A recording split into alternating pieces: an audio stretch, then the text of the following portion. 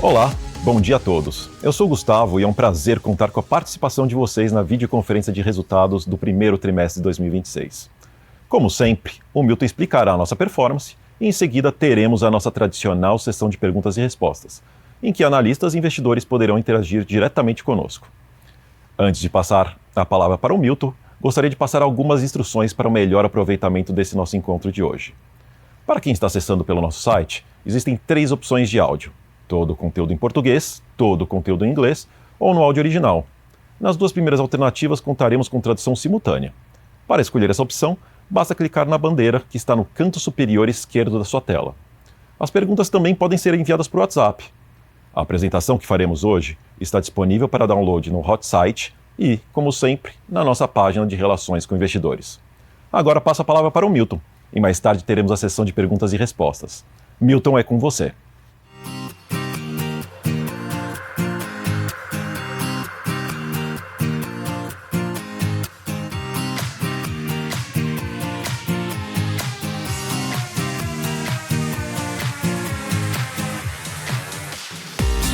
Bom dia a todos, bem-vindos a mais uma divulgação de resultados. A gente vai falar agora dos resultados do primeiro trimestre de 2026.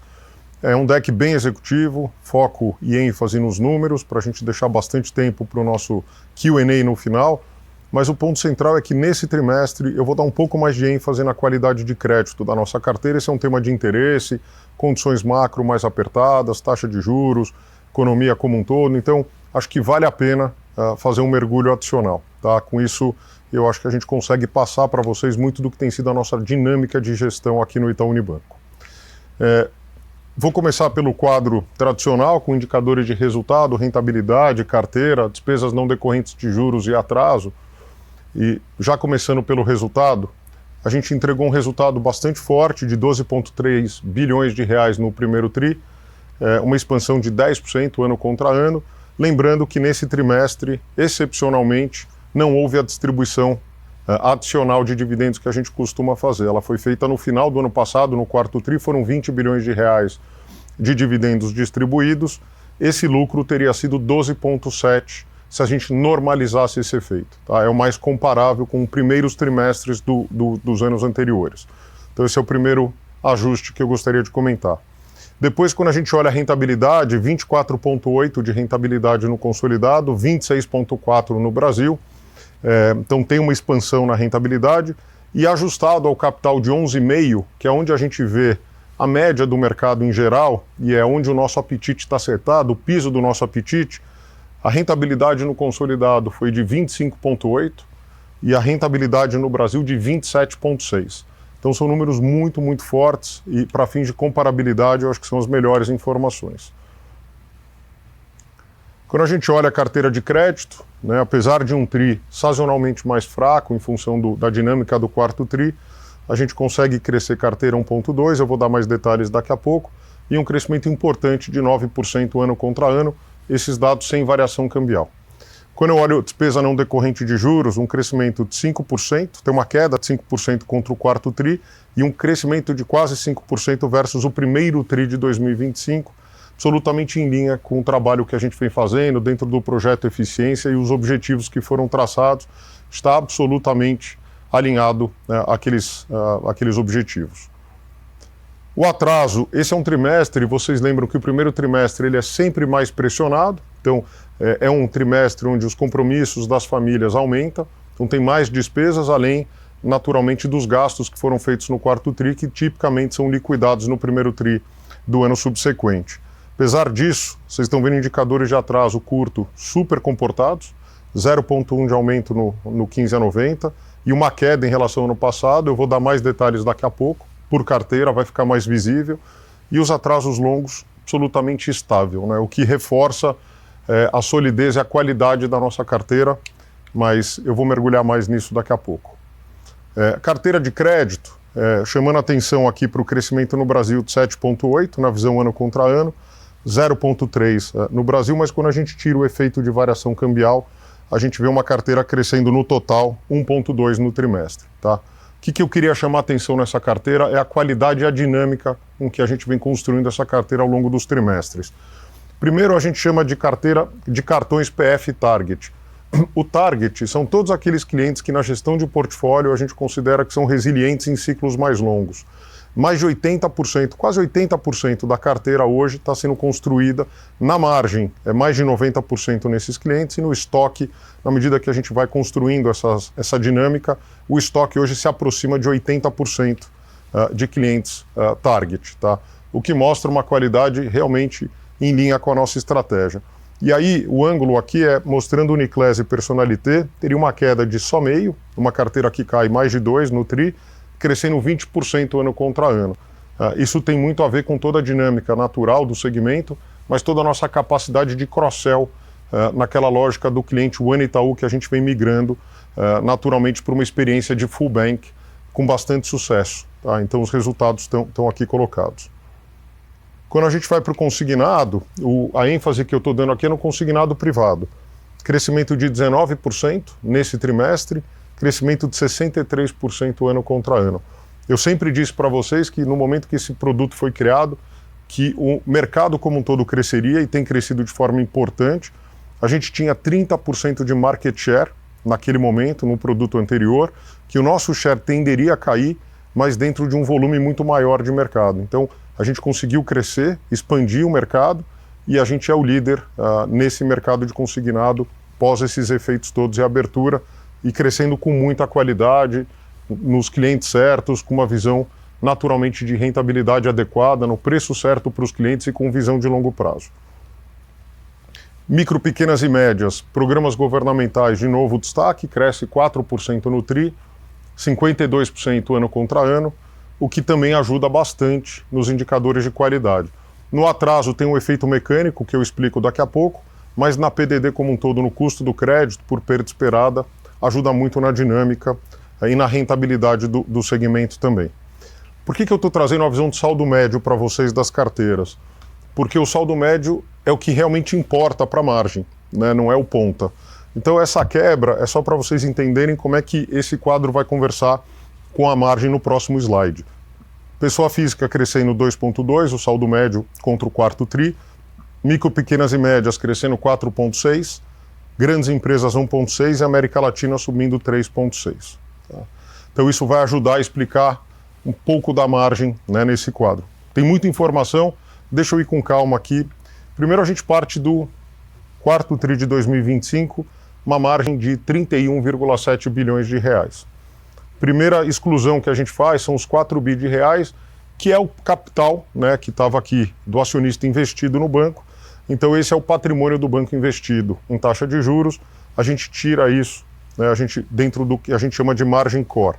Então a gente chega a 27,7. Qual é o primeiro grande efeito? O volume médio, que é o que vocês viram no slide anterior. Isso foi importante fazer essa quebra de saldo médio para vocês verem como foi importante no crescimento da margem nesse trimestre. 400 milhões de reais de crescimento. Depois mix de produtos, a gente cresceu no mix que mais favorável à margem, trazendo um aumento aqui de 500 milhões de reais pela dinâmica nos vários portfólios. Depois, margem de passivos e spread praticamente de lado o efeito, são menos 100 milhões de reais, pouco relevante no todo, mas o efeito calendário é super importante, tanto pela questão de menos dias úteis como dias corridos, que afetam diferentemente ativos e passivos, o que mostra aqui uma redução importante. Então esse é um dos principais ofensores para a margem, é um efeito calendário. E depois América Latina e outros, praticamente de lado, também sem grandes efeitos, a gente chegaria numa margem de 27,8, tem esse crescimento de 0,3, sendo o grande ofensor o efeito calendário, porque no core o crescimento é bem positivo.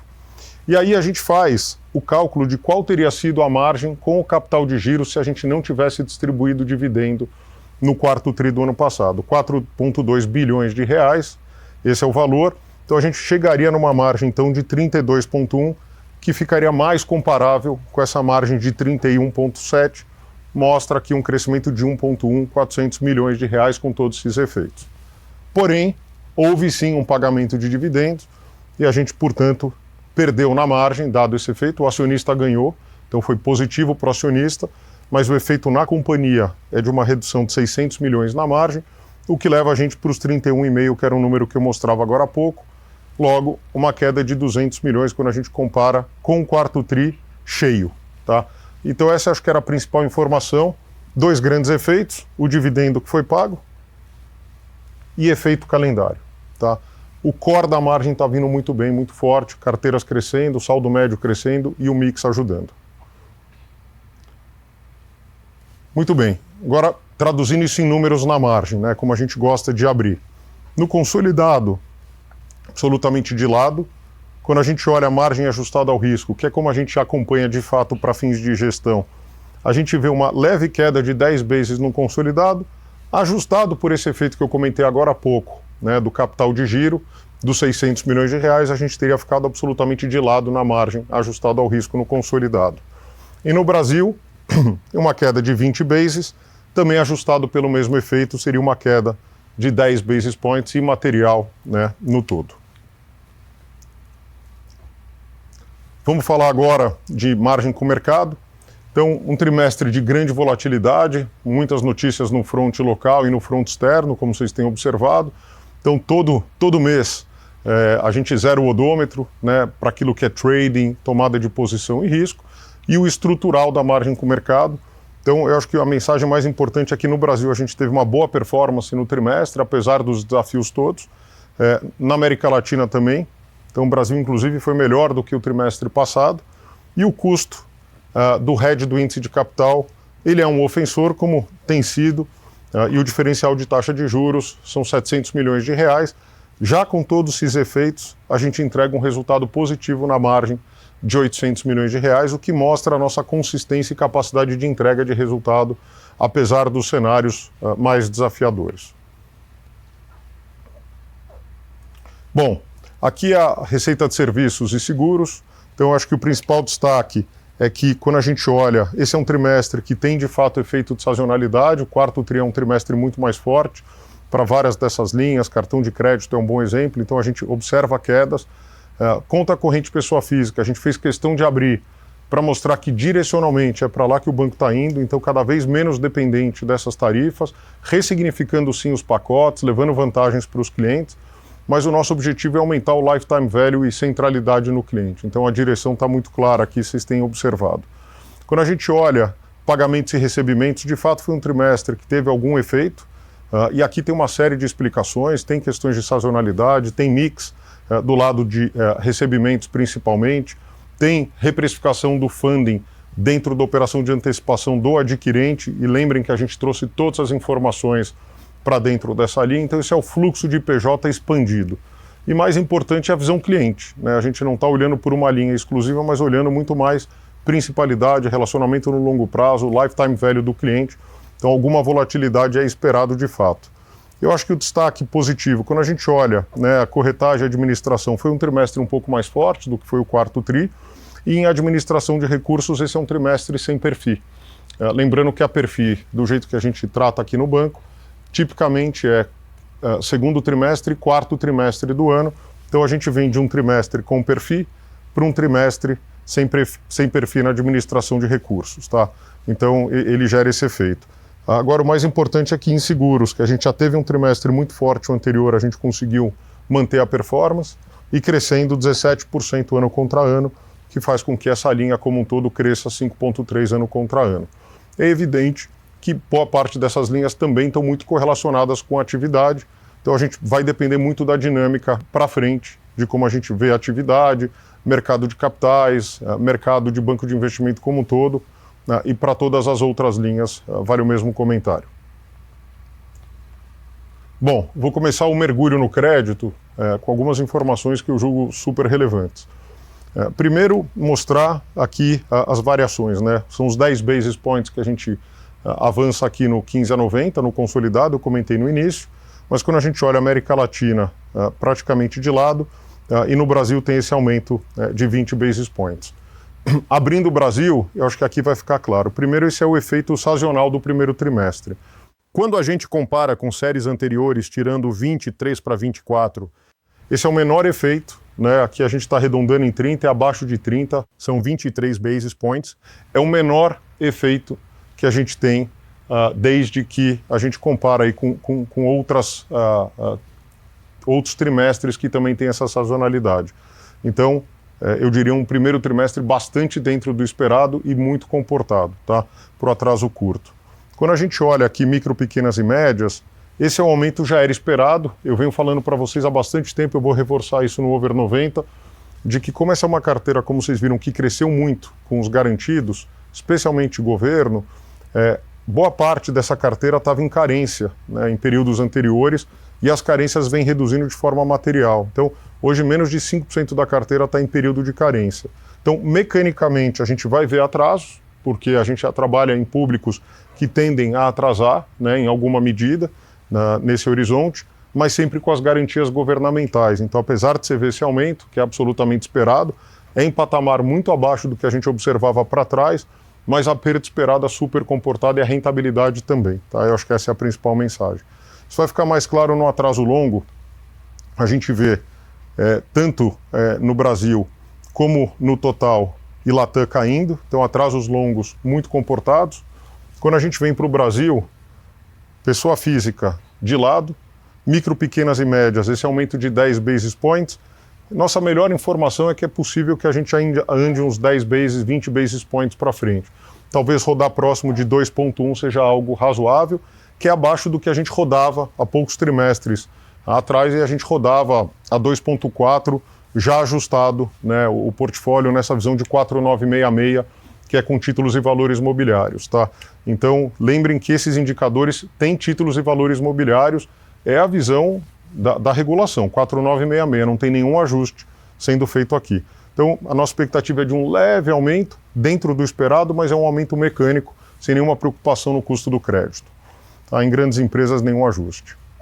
Então, aqui são informações que a gente tipicamente não traz, mas que eu acho que valem a pena fazer um mergulho. Primeiro, o que a gente fez? Né? Os clientes target, como eu dizia, no estoque, é praticamente 80%, quase 80% do estoque. Na produção, tende a 100, né, no limite. O que eu queria mostrar para vocês são os nossos clientes, como é que está o endividamento deles ex-imobiliário, porque a gente entende que a dinâmica do imobiliário é um pouco diferente. De toda sorte, aqui na nota de rodapé tem esse número calculado com o imobiliário. E o imobiliário, muitas vezes, o cliente ele troca um aluguel mais caro, consegue colocar numa parcela, é um financiamento com uma garantia de um imóvel, com bom LTV, com uma entrada. Então a gente acha que é uma dinâmica diferente. Então, deixando o imobiliário de lado, os nossos clientes, todos partindo de base 100, saíram de 100 em dezembro de 19 e estão em 105 quando a gente olha o endividamento dessas famílias que são os nossos clientes target. Quando a gente tira e olha os clientes com quem a gente não opera, isso aqui é visão mercado total, tá? É inclusive Itaú. A gente vê que esse número chega a 123. É uma diferença muito importante o público com o qual a gente vem trabalhando, crédito muito responsável, sempre com olhar de ciclo de crédito, gestão de portfólio, resiliência, e é em cima desta base de clientes que a gente vem construindo o nosso portfólio. A diferença, acho que para o que o mercado é conceito amplo aqui, são todos os outros públicos operando no mercado, tem um crescimento de endividamento muito maior nesse período. E quando a gente olha aqui na visão do total, aí deixa os targets de lado para vocês verem como o target para a gente é relevante. Esse número sai de 100 para 106, então esse é o nosso público total, então a diferença não é material. E quando a gente olha o mercado, o número, por definição aqui, ele é o mesmo. Tá? Então mostra a preponderância, a relevância que os clientes target, do jeito que a gente opera, e é um processo dinâmico, tem na base do banco como um todo. Então essa é uma primeira informação para mostrar a qualidade do cliente no seu endividamento, os clientes que a gente vem trabalhando. Quando a gente vai para a abertura de atraso, essa é uma abertura que a gente nunca faz, mas eu achei que valia a pena trazer para vocês uma série comparativa em quase todos os produtos. Então hoje, o atraso over 90 da nossa carteira de crédito pessoal está em 5,1. Esse é o atraso dos nossos clientes neste produto crédito pessoal. Do mercado, 9,3 como um todo. Mais importante do que a foto é o filme. A gente de lá para cá, de dezembro de 19 até hoje, houve uma redução deste índice de atraso em 21%. Foi a redução que a gente encontrou nos nossos clientes no crédito pessoal. O mercado cresce 18% nesse mesmo período. Então não só tem uma diferença importante do nível, mas da tendência também. Tá? Então essa é uma mensagem. Cartão de crédito, a lógica é a mesma, 5,1, metade do que a gente observa de atraso over 90 no mercado. A gente reduz 8% no período, fizemos todo aquele de-risking no portfólio, que a gente falou bastante para vocês. O mercado aumenta 56% o atraso nesse público. Então, de novo, o nível é bem diferente, é metade, e a tendência também é muito diferente quando a gente olha o filme. Para veículos, a gente opera com 3,5% de atraso over 90, mercado operando com 6,2%. Teve sim uma evolução no nosso indicador também, de 17%, só que o mercado cresceu 82% o atraso over 90 nessa mesma métrica. Tá? E quando a gente vem para o crédito consignado privado, onde a gente tem crescido com bastante relevância, a gente não tem esse mesmo filme para voltar, porque o produto mudou, a dinâmica do produto mudou, mas a gente consegue trazer uma visão de que a gente vem rodando com 4,2%, com taxas absolutamente coerentes, né, e competitivas para os clientes e responsáveis, e por outro lado a gente vê um atraso no consignado privado na visão mercado de 7,1%, o que mostra de novo a nossa disciplina de gestão de risco no balanço do banco. Tá? E é assim que a gente vem operando nas várias carteiras. Isso é na pessoa física. Quando a gente vai para micro, pequenas e médias, tem informações na mesma direção. Tá? A primeira delas é percentual de carteira garantida em cada um dos públicos. Tá? Então, no total, de dezembro 19 para março 25, a gente saiu de uma carteira garantida de 36%, chegamos a 55%. Olha o crescimento. Quando a gente olha aqui de dezembro 19 a março 26, micro e pequenas apenas, a gente sai de 37 para 70. Né? Então aqui a gente está olhando PME como um todo, então o middle está aqui dentro, e aqui a gente está olhando só micros e pequenas. Então, micro e pequenas, a gente vê um crescimento de 37 para 70 no público que é tipicamente mais volátil, onde a gente vê problemas maiores, onde o índice de mortalidade é mais alto. A gente mudou bastante o perfil da carteira e operando com muito mais garantia. Tá? Grandes empresas têm uma mensagem relevante para ser feita aqui também, sempre na mesma lógica de gestão de portfólio, visão de longo prazo, alocação de capital, gestão de risco. Primeiro, a carteira ela praticamente dobra quando vocês olham de dezembro 19 para março de 26. A gente dobra, né, o valor da carteira. Mas com que qualidade foi esse movimento? Primeiro, a gente reduz a concentração. Tá? Então, a gente vê que os principais clientes do banco, hoje os 10 maiores em relação à carteira, eles representavam 20% da carteira lá atrás, em dezembro 19. A gente dobra a carteira e hoje eles representam 15% da carteira nessa visão. Então, olha a evolução que a gente fez de forma muito mais atomizada e evitando o risco de concentração, porque a gente sabe que para esse segmento concentração é um tema de atenção. Tá? E o mais importante, que a gente não só cresce, como cresce com qualidade. Então isso naturalmente na nossa régua de investment grade, aquilo que a gente consegue acompanhar, medir, gerir, né, e qualificar o rating das companhias, teve uma melhora substancial também no mix e na qualidade rumo ao investment grade, aqui praticamente 80% da carteira. Então, tanto na pessoa física como na pessoa jurídica, micro, pequenas e médias, grandes empresas, mostra a nossa disciplina de gestão, né? Essa visão de um jogo infinito e que a gente precisa construir um portfólio sustentável, consistente, gerando valor, atendendo bem os nossos clientes, mas de forma muito menos volátil do que a gente observa. E o agro, que também é uma carteira importante, muito se fala do agro, nesse momento mais desafiador de preços, câmbio, preço de fertilizante, o produtor com margens muito mais apertadas, mais alavancado, juros mais altos. Como é que a gente construiu a nossa carteira? Da carteira total do agro, 31% está no produtor rural. Quando a gente olha para essa carteira, praticamente 80% dela com garantias fortes e instrumentos jurídicos fortes, em alienação fiduciária, o que dá bastante segurança na qualidade e a recuperabilidade desses créditos. O nosso market share é estimado, né? A gente não tem um dado oficial de market share do agro, mas pelas proxies todas que a gente faz, a gente estima ter um market share de 20%, aproximadamente no agro. E aí a gente fez o mesmo cálculo de todas as recuperações judiciais que houve no mercado, qual era o nosso market share nessas recuperações judiciais de volume.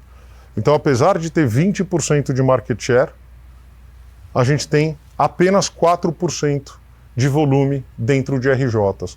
Porém, esses 4%, né, feito em produtos com alienação fiduciária, garantia forte, extraconcursal, em que a gente consegue discutir com o cliente as garantias com muito mais qualidade. Então a nossa recuperabilidade, né, o loss given default aqui tende a ser muito menor, dada a estrutura com que a gente vem operando. Então, mais uma vez, reforçando a confiabilidade e a segurança do nosso portfólio.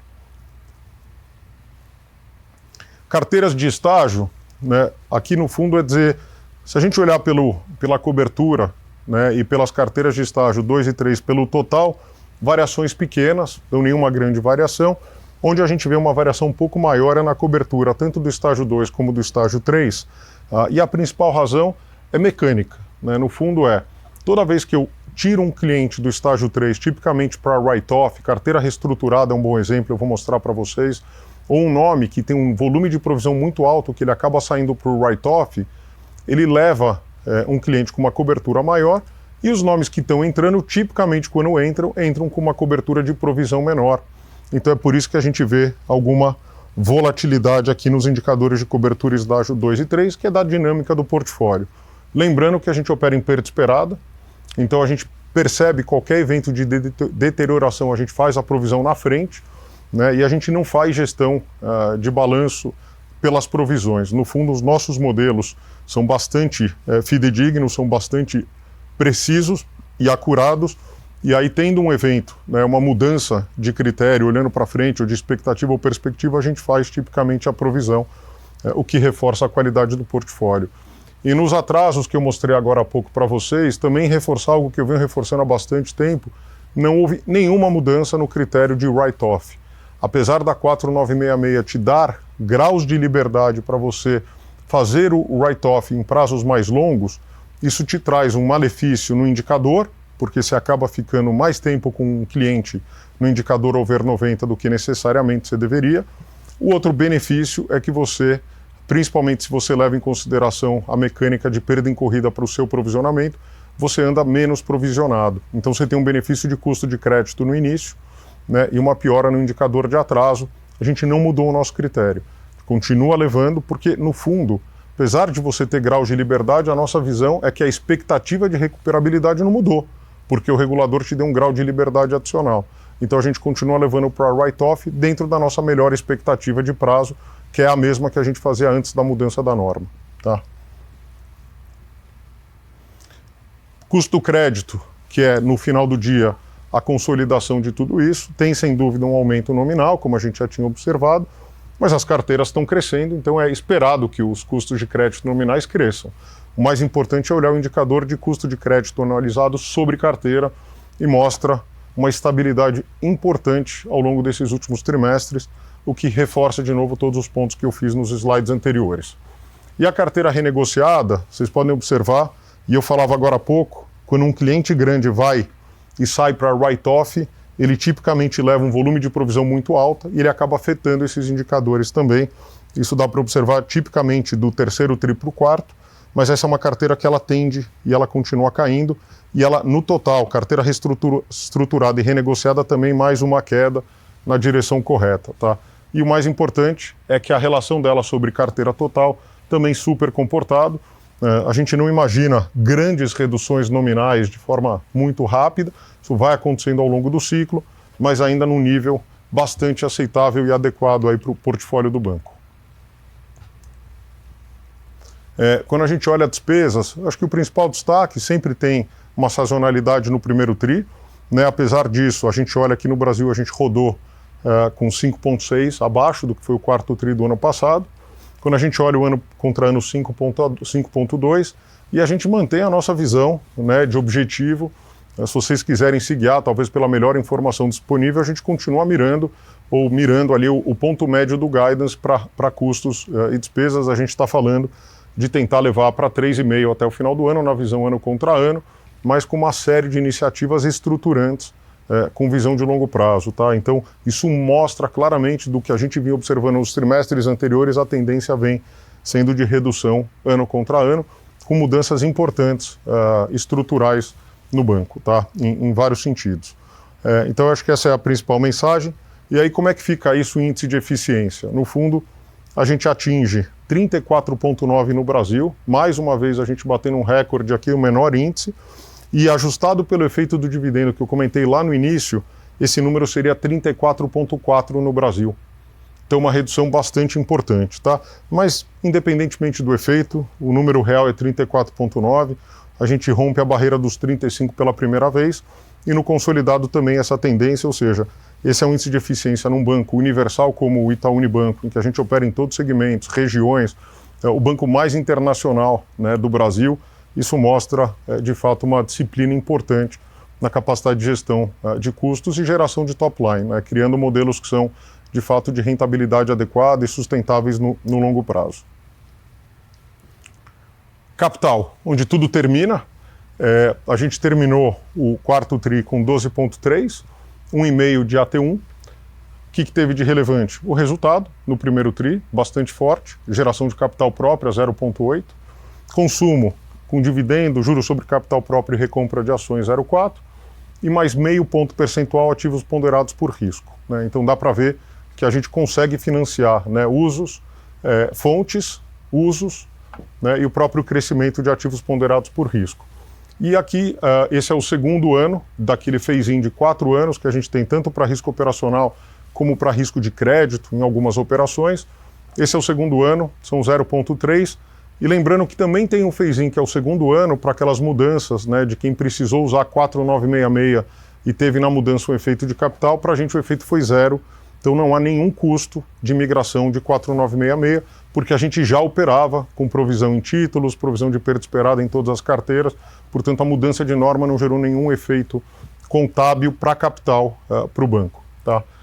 E no final, então, a gente termina, mesmo com aquela distribuição relevante que foi feita no quarto TRI, o foco era chegar no primeiro TRI com 12%, que é o que a gente usa de base para pagamento de dividendo. 11,5% é o apetite de risco, piso definido pelo Conselho, e 12% é aquilo que a gente trabalha para fins de dividendo, com 1,4% de AT1, então com uma base de capital, com todos esses efeitos bastante sólida, permitindo com que a gente siga crescendo e pagando um nível de dividendo importante com alta rentabilidade.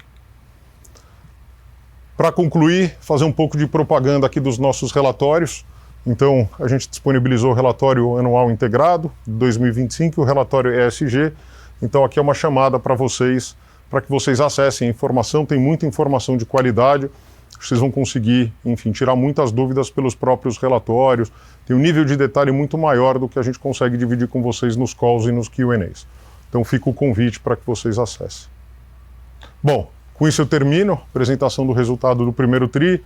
Como eu disse no início, resultado sólido, rentabilidade super forte, carteira de crédito na mão, né? Claro que o cenário denota atenção e a gente tem que estar aqui com a carteira de crédito, sentindo o pulso todos os dias, mas o mais importante é que a gente vem conseguindo fazer toda essa expansão do banco, todo investimento, toda a transformação digital, cultural, visão cliente, né, com números muito sólidos e robustos e de forma sustentável, né? Eu acho que consistência, menos volatilidade, disciplina de execução, especialmente de alocação de capital, continuam muito presentes em todo o processo de tomada de decisão do banco, e é por essa razão que a gente vem conseguindo consistentemente entregar resultados sólidos. Então, queria agradecer mais uma vez a todos pela confiança, pelo tempo de vocês.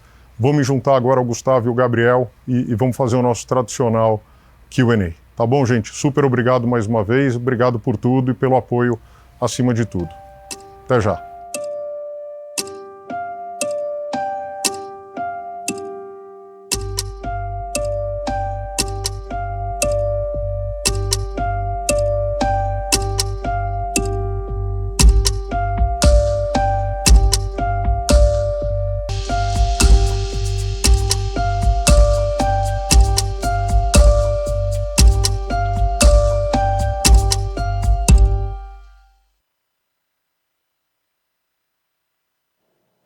Olá, estamos de volta agora, direto do nosso estúdio, com o Milton e o Gabriel, para a sessão de perguntas e respostas. Antes de começar, gostaria de lembrá-los que a sessão é bilíngue, ou seja, responderemos as perguntas no idioma que elas forem feitas. Para quem precisar de algum tipo de apoio na tradução, nossa plataforma conta com as opções de áudio em português, inglês ou no áudio original. Além disso, vocês podem mandar as perguntas pelo WhatsApp. Com isso, vamos para a primeira pergunta, que vem do Thiago Batista, do UBS. Thiago, bom dia. Bom dia, Milton. Bom dia, Gabriel. Bom dia, Gustavo. Primeiro, parabéns pela previsibilidade do resultado de vocês, como sempre, bem constante e previsível. E minha pergunta é sobre o Desenrola. Eu acho que o foco, o Itaú é um banco dos principais bancos, é o que está menos exposto por cliente e por produto, mas queria ouvir de vocês um pouco as impressões iniciais do novo Desenrola. E se eu puder fazer uma segunda pergunta bem rápida sobre estratégias de rede.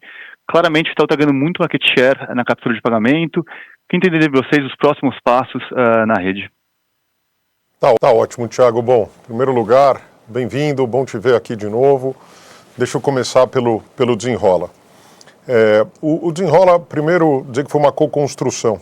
Tá? Então, tanto a Fazenda quanto a Febraban e bancos participaram ativamente do debate desde o primeiro dia para entender em que condições, né, todos teríamos conforto para encontrar o melhor produto, o melhor prazo, melhor desconto, tudo dentro de uma razoabilidade que fizesse sentido para o sistema, para os clientes, para o mercado.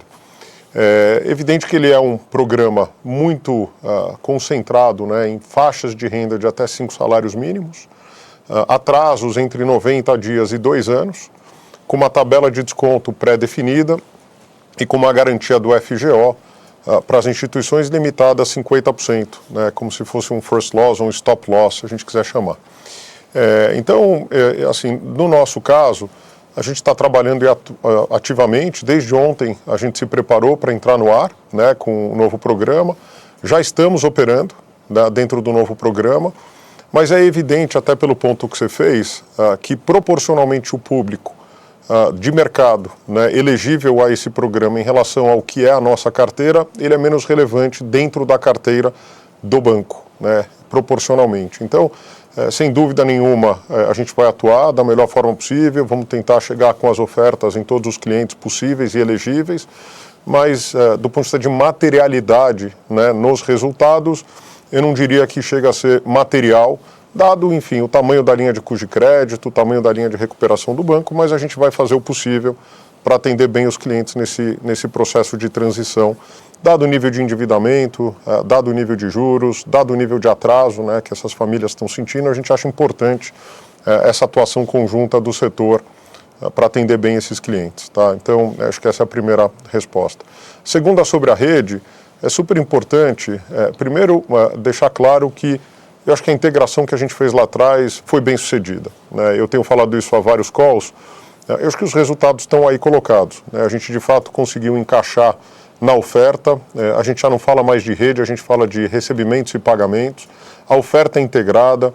A gente atende os clientes nas suas necessidades, independentemente do produto.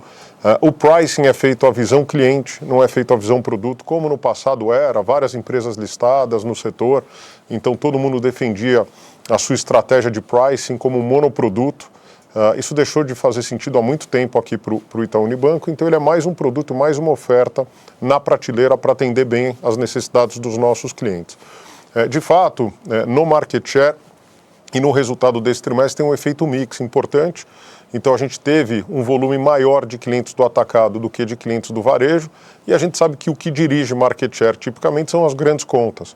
Né? O cliente do varejo ele é mais atomizado, ele tem mais rentabilidade no negócio, mas o que dirige market share, 2/3 do volume nas grandes contas. Então, quando você tem contratos importantes que são conquistados, isso mexe a agulha naturalmente. Eu acho que a notícia mais importante é que a gente assumiu a liderança já faz algum tempo no setor como um todo, né, no negócio. A gente é líder no mercado de atacado, a gente é líder no mercado de varejo. Então, eu acho que essa é a mensagem principal. Agora, market share não é o nosso objetivo, né? Ele é consequência da nossa ação. Se ela estiver bem resolvida, né? Se ela estiver bem encaixada na jornada, a gente estiver atendendo bem os clientes, com proposta de valor competitiva, o share é consequência, né? Especialmente nas grandes contas, a gente evita aquela discussão de aluguel de market share, né? Porque aí você consegue ir com preço super agressivo, muitas vezes abaixo do intercâmbio mais fio de bandeira, recebe o market share e custa para carregar aquele market share e você mostra um número. Então a gente tem olhado muito nisso. Nesse trimestre especificamente, na linha de fluxos de pagamento e recebimentos, que a gente tem lá na linha de receitas e serviços, teve um efeito, 2 principais. O primeiro foi o mix, que eu falava agora há pouco. O segundo foi a estrutura de hedge que a gente usa, porque a gente faz o hedge das antecipações que são feitas, né? Porque boa parte delas são automáticas, então a gente vai hedgeando, né, o passivo e o transfer ao longo do tempo. Isso gera alguma volatilidade, ele não é um hedge 100% perfeito, não dá para ser, Então, qualquer mudança na estrutura de juros também gera impacto. Esse foi o principal impacto nessa linha. E um pedaço do resultado da rede ainda ficou na margem com clientes. Então, eu diria que 97% do resultado, 98% já está na linha de serviços. No próximo trimestre, a gente faz o ajuste que faltava, que é trazer um pedaço do resultado que é positivo nesse trimestre, para que todo o resultado da rede fique na linha de serviços e seguros, o que atenuaria, de fato, os números que vocês estão vendo aqui. Mas a nossa estratégia continua sendo melhor oferta, visão cliente, preço na visão cliente e visão de fluxo de pagamentos e recebimentos, dos quais, entre os quais a adquirência, sem dúvida nenhuma, tem um papel importante. Bom, agora vamos para a segunda pergunta com Bernardo Gutmann, da XP. Bom dia, Bernardo. Bom dia, Gustavo, Milton, Gabriel. Obrigado pelo espaço aqui para perguntar e parabéns pelos resultados. Eu queria explorar um pouco mais a trajetória do ROI do banco. O Itaú entregou um ROI recorrente de quase 25%, segue num patamar muito alto, mesmo num TRI sazonalmente mais fraco. Quando a gente olha esse nível de rentabilidade, a pergunta natural é o quanto ainda existe de alavanca para sustentar ou eventualmente até expandir esse ROI ao longo do ano. Daqui para frente, na visão de vocês, a sustentação vem mais de margem com clientes, eficiência, mix de crédito, receita de serviço, capital. E existe algum ponto que vocês acham que o mercado ainda não está capturando bem a capacidade do Itaú em manter esse ROI estruturalmente acima do sistema? Obrigado. Obrigado, Bernardo. Obrigado você aí pela pergunta, pelas considerações iniciais. Bom te ver aqui no call novamente. Olha, a questão do ROI, como a gente sempre diz aqui, eu vou responder a sua pergunta, mas eu vou fazer aquele disclaimer que a gente sempre faz, que a gente evita dar guidance de ROI, né? Porque, enfim, tem uma série de variáveis no final do dia que afetam a rentabilidade. A gente gosta de falar de criação de valor, e, portanto, isso depende demais do cost of equity, né, do custo de capital. Na nossa visão, nosso custo de capital rodando a 14,5%, essa é a melhor informação que a gente tem nas nossas modelagens, e a gente olha instrumentos perpétuos no mercado, a gente tem as modelagens proprietárias, portanto, o spread entre rentabilidade e cost of equity, de fato, é onde a gente foca, e todos os incentivos do banco, né, estão colocados em criação de valor. Então, eu acho que essa é uma métrica relevante para a gestão. Isso traz disciplina, visão de longo prazo e sempre foco na criação de valor. No guidance que a gente deu no início do ano, tem implícito uma rentabilidade acima de 20% e a gente vem conseguindo entregar esse ROI recorrentemente, né? Então, se você me perguntar se eu antevejo algum problema em relação à rentabilidade que a gente vem operando, com as informações que eu tenho hoje, a resposta é não. A gente vai continuar entregando uma rentabilidade importante aí ao longo dos próximos trimestres. É claro que ela pode ter alguma volatilidade, porque tem N variáveis que compõem o ROI do banco no final do dia. Não é só Brasil, tem América Latina, tem todas as linhas. Agora, falando do guidance, talvez seja a melhor resposta que eu possa te dar, a gente tem conforto com o guidance que está aí colocado, então a gente reafirma o guidance, mas eu acho que os desafios, olhando para frente, e a gente viu na linha de serviços e seguros, que são muito conectados com a atividade, é lá que a gente vê talvez o maior desafio ao longo do ano, porque depende de atividade de mercado de capitais, depende de TPV no mundo de cartões, depende da nossa capacidade de continuar crescendo os seguros e nada nos diz que a gente não vai continuar crescendo. A gente tem conseguido crescer o bottom line 2 dígitos todos os anos nos últimos anos e a gente mais do que dobrou o resultado da seguradora. Então tem uma dinâmica de atividade que vai ser importante daqui para frente. Mercado de capitais, a gente vê volumes entre 30% e 40% mais fracos do que a gente observava ano passado. Então eu acho que a dinâmica nessa linha é que a gente vai ter que observar mais de perto ao longo dos próximos trimestres. Na margem com clientes, você viu os efeitos que eu destaquei. Então, além dos dias corridos e dias úteis, teve o efeito do capital de giro. Então, a margem core ela cresce de forma importante. O guidance de carteira a gente segue confortável com o que foi divulgado. Custo do crédito, que também é uma alavanca super importante para a rentabilidade, a gente reafirma o nosso guidance. Enfim, então, olhando para tudo aquilo que a gente divulgou no início do ano, a gente continua confortável de que a gente vai buscar entregar os resultados implícitos no guidance. Claro que os desafios são grandes, vocês têm acompanhado todos os pontos que eu fiz agora há pouco, mas a gente continua muito disciplinado e focado para entregar os resultados. Aí eu acho que a rentabilidade no longo prazo vai depender muito dessa variável do cost of equity. Quer dizer, se estruturalmente a taxa de juros cair no Brasil, né, assumindo que a guerra termine, que o câmbio continue nos patamares atuais, que a inflação ceda e que o Banco Central consiga fazer um ajuste monetário mais relevante aí ao longo do ciclo, isso vai abrir mais atividade, vai melhorar o COI, né? E o COI no Brasil não é só taxa de juros, tá? É taxa de juros, é o ambiente institucional, faz preço no cost of equity e segurança jurídica. Acho que são os 3 pilares. Se a gente conseguir atuar bem nisso, é esperado que parte desse spread entre COI e ROI vá para o cliente, né? Para você se tornar mais competitivo. E a agenda de eficiência ela é vital para que a gente tenha mais condições de competir e mais pricing power no tempo. Um pedaço dessa eficiência, naturalmente, também vai para o cliente. Portanto, enfim, acho que essa é uma resposta não conclusiva, mas uma resposta geral sobre o assunto. A gente está bem confortável com a rentabilidade, pretendemos continuar entregando rentabilidades acima de 20%, sem dar nenhum guidance de ROI. Bom, agora vamos para a terceira pergunta com Marcelo Mizrahi, do BBI. Marcelo, pode seguir. Olá, pessoal. Olá, Milton. Olá, Gabriel. Obrigado aí pela oportunidade. Obrigado, Gustavo. Acertou meu nome. Minha pergunta é sobre inadimplência, né? Eu acho que, assim, com os dados macro que a gente tem visto, né? Acho que a questão de inadimplência, ela tem se intensificado, né? E acho que aquele slide, né, Milton, que você colocou é ótimo, né? Para a gente ver a diferença de como é que o banco está performando em relação ao mercado, né? Mas, assim, o banco, ele não vive, ele não roda num mundo isolado, né? Então, queria entender um pouco, assim, olhando para as perspectivas do ano e de crescimento de carteira, né? Eu vi que você falou que você continua tranquilo com o guidance, mas a dinâmica do começo do ano, né, do primeiro trimestre em relação à dinâmica de guidance, nessa questão de qualidade de crédito do mercado, né? Ela está melhor ou pior do que o Itaú esperava quando montou o guidance? Quer dizer, o ponto é assim, do ponto de vista macro da inadimplência, a situação preocupa o suficiente para ter um pouco mais de cautela ou para ter um pouco mais de dificuldade para atingir o guidance de crescimento de crédito, né? Como é que vocês estão vendo especificamente aí a inadimplência da pessoa física nesse começo de ano? E como eu disse, assim, independente que eu perceba os números do banco estão muito bem, né, mas para a gente pensar aqui no crescimento de carteira dos próximos trimestres. Obrigado. Tudo bom, Marcelo? Obrigado você aí pelas perguntas. Bom te ver de novo aqui no nosso call. Olha, assim, objetivamente, as condições de lá para cá são piores do que eram no início do ano. E assim, objetivamente, antes de falar do nosso portfólio, o macro está pior, né, especialmente por conta dos eventos geopolíticos.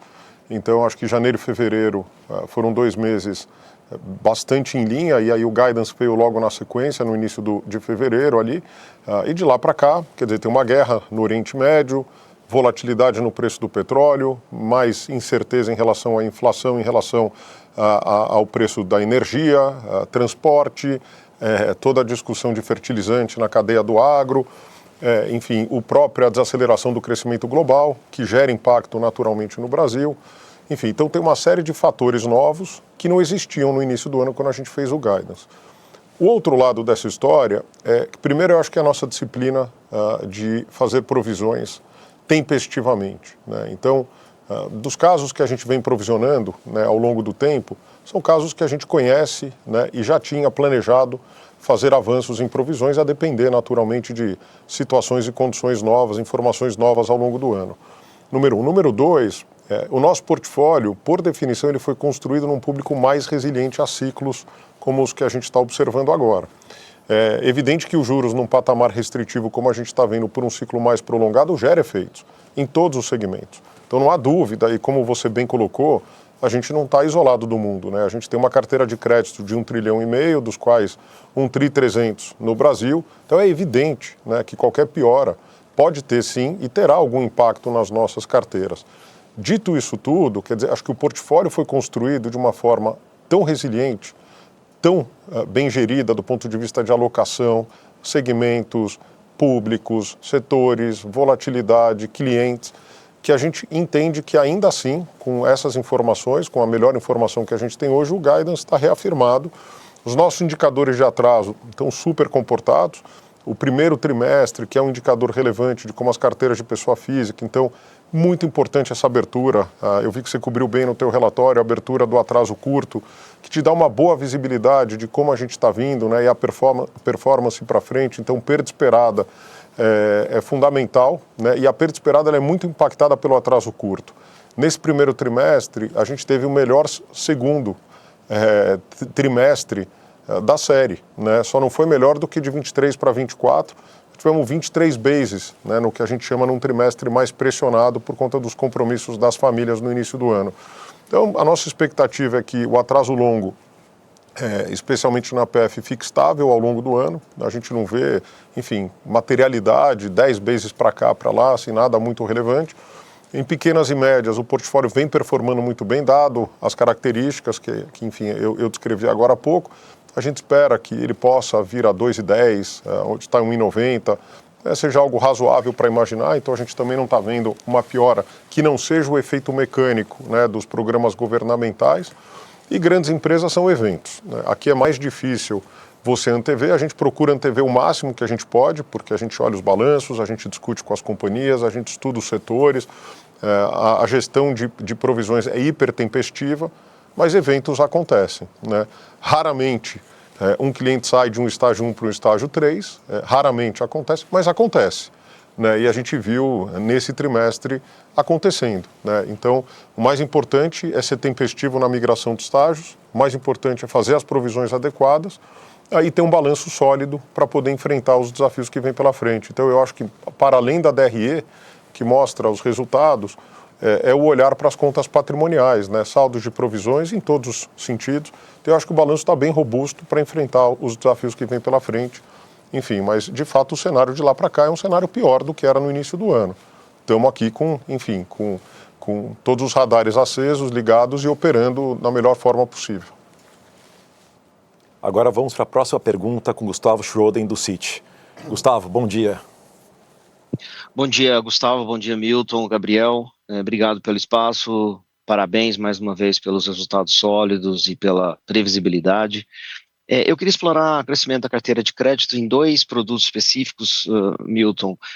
Consignado privado e micro, pequenas e médias empresas, que é onde vocês estão crescendo bastante, mas que na nossa leitura aqui tem vamos colocar aqui, 2 pontos para a gente pensar, né? Acho que no consignado privado tem sempre essa questão de criação de cap, né? Semana passada teve um ponto específico sobre o custo efetivo total, então gostaria que você pudesse, se você pudesse explorar essa questão, como é que vocês enxergam isso e a questão do apetite do consignado privado e nas médias pequenas, nas micro, pequenas e médias empresas, a questão do suporte dos programas governamentais, né? A gente sabe que isso tem ajudado bastante a inadimplência nesse setor, e mesmo assim você, como bem destacou, ainda espera uma piora aí adicional de uns 10, 20 bips na carteira.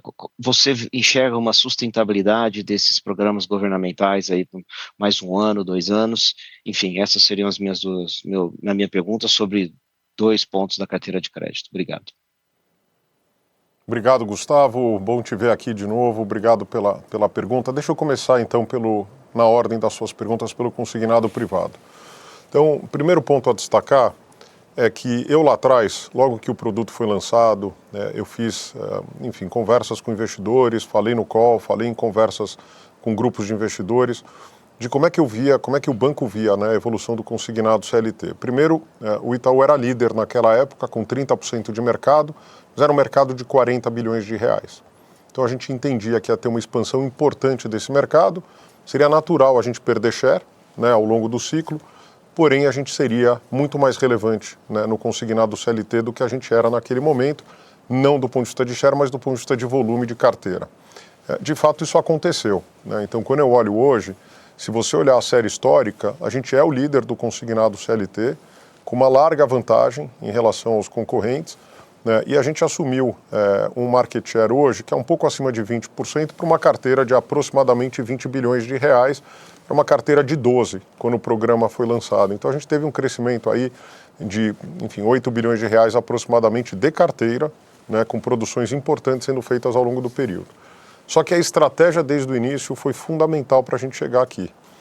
Primeiro, tá pronto para lançar junto com o lançamento. Então, do ponto de vista de plataformas modernizadas, tecnologia, a gente teve uma vantagem comparativa de conseguir largar no início.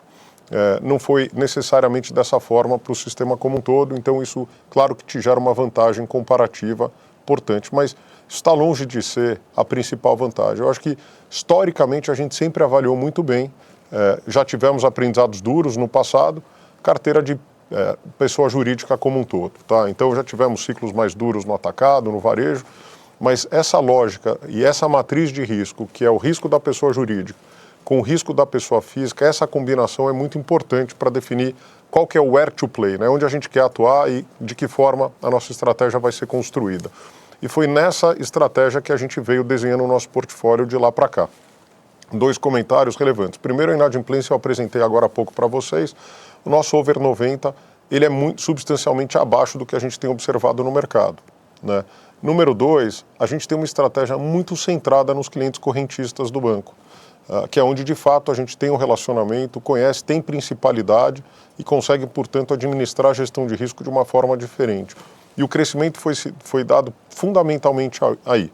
Se você olhar as taxas médias praticadas, vocês vão ver que na lista dos bancos, a nossa é a penúltima taxa, ou seja, é a segunda taxa mais barata na média, né, que está sendo ofertada para os clientes. E aqui a gente vê algumas questões. Primeiro, centralidade no cliente, né, aquilo que a gente vem defendendo. Se esse é o melhor produto, eu consigo atender o meu cliente da melhor forma e eu consigo ter o melhor preço, por que eu não estou oferecendo esse produto na frente de qualquer outro? Então essa é a primeira decisão que a gente tomou. A segunda é, se eu consigo trabalhar com o nível de garantia, que é a combinação da PF com a PJ, eu deveria operar com taxas mais competitivas, porque a inadimplência naturalmente será menor e a criação de valor e o retorno será muito adequado.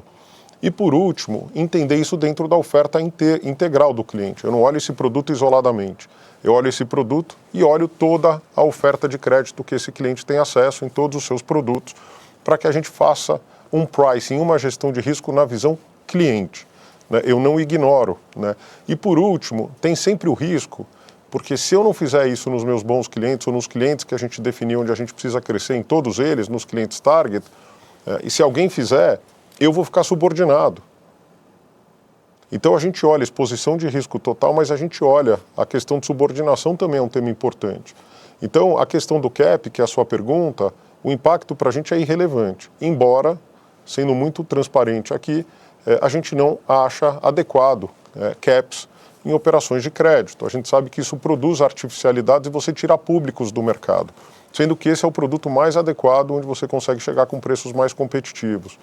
Dito isto, né, para essa mecânica de cap que está estabelecida no nosso portfólio Itaú Unibanco, dado que a gente opera nas menores taxas do mercado, as nossas taxas médias são abaixo das taxas médias praticadas pelo mercado. Vai ter uma certa convergência, vai ter aquele cálculo de um desvio padrão, fator K. Eu acho que essa calibragem vai ser fundamental, porque o risco é a gente errar na calibragem para baixo, né, colocando um cap, assim como a gente viu em outros produtos, que acabaram tirando públicos do mercado. Aconteceu no INSS, a gente tirou públicos relevantes do mercado, sendo que é o crédito mais competitivo em que a gente deveria dar mais foco. Então, eu tenho essa questão em relação ao cap, mas volto a dizer, para o nosso portfólio, da forma como a gente está crescendo e produzindo, a gente está super confortável com as condições atuais. Tá? Essa era uma das perguntas que era o do consignado. A segunda pergunta era sobre SMIs, né? E aí a gente falou bastante dos programas governamentais. Eu acho que os programas foram muito bem sucedidos, né? Tanto o Pronamp, o FGI, o Procred, e a gente atuou desde o início mais uma vez na visão cliente. Se eu preciso atender bem o meu cliente, eu preciso levar ele dar acesso a ele aos produtos mais competitivos com os melhores preços para que ele tenha a capacidade, né, de prosperar num ciclo mais longo.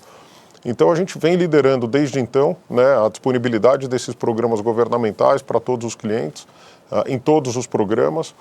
Esse ano passado houve um retorno importante do FGI, porque nós propusemos, inclusive, na época, para o BNDES, para o governo, uma utilização maior dos first loss que foram estabelecidos. A gente dizia, olha, dá para fazer uma alavancagem ainda maior, o governo se conscientizou de que de fato tinha uma oportunidade, o BNDES teve um papel preponderante nessa decisão, apoio do Mercadante, Alexandre Abreu, entenderam a dinâmica e propuseram então um retorno para o mercado de volumes relevantes para o FGI.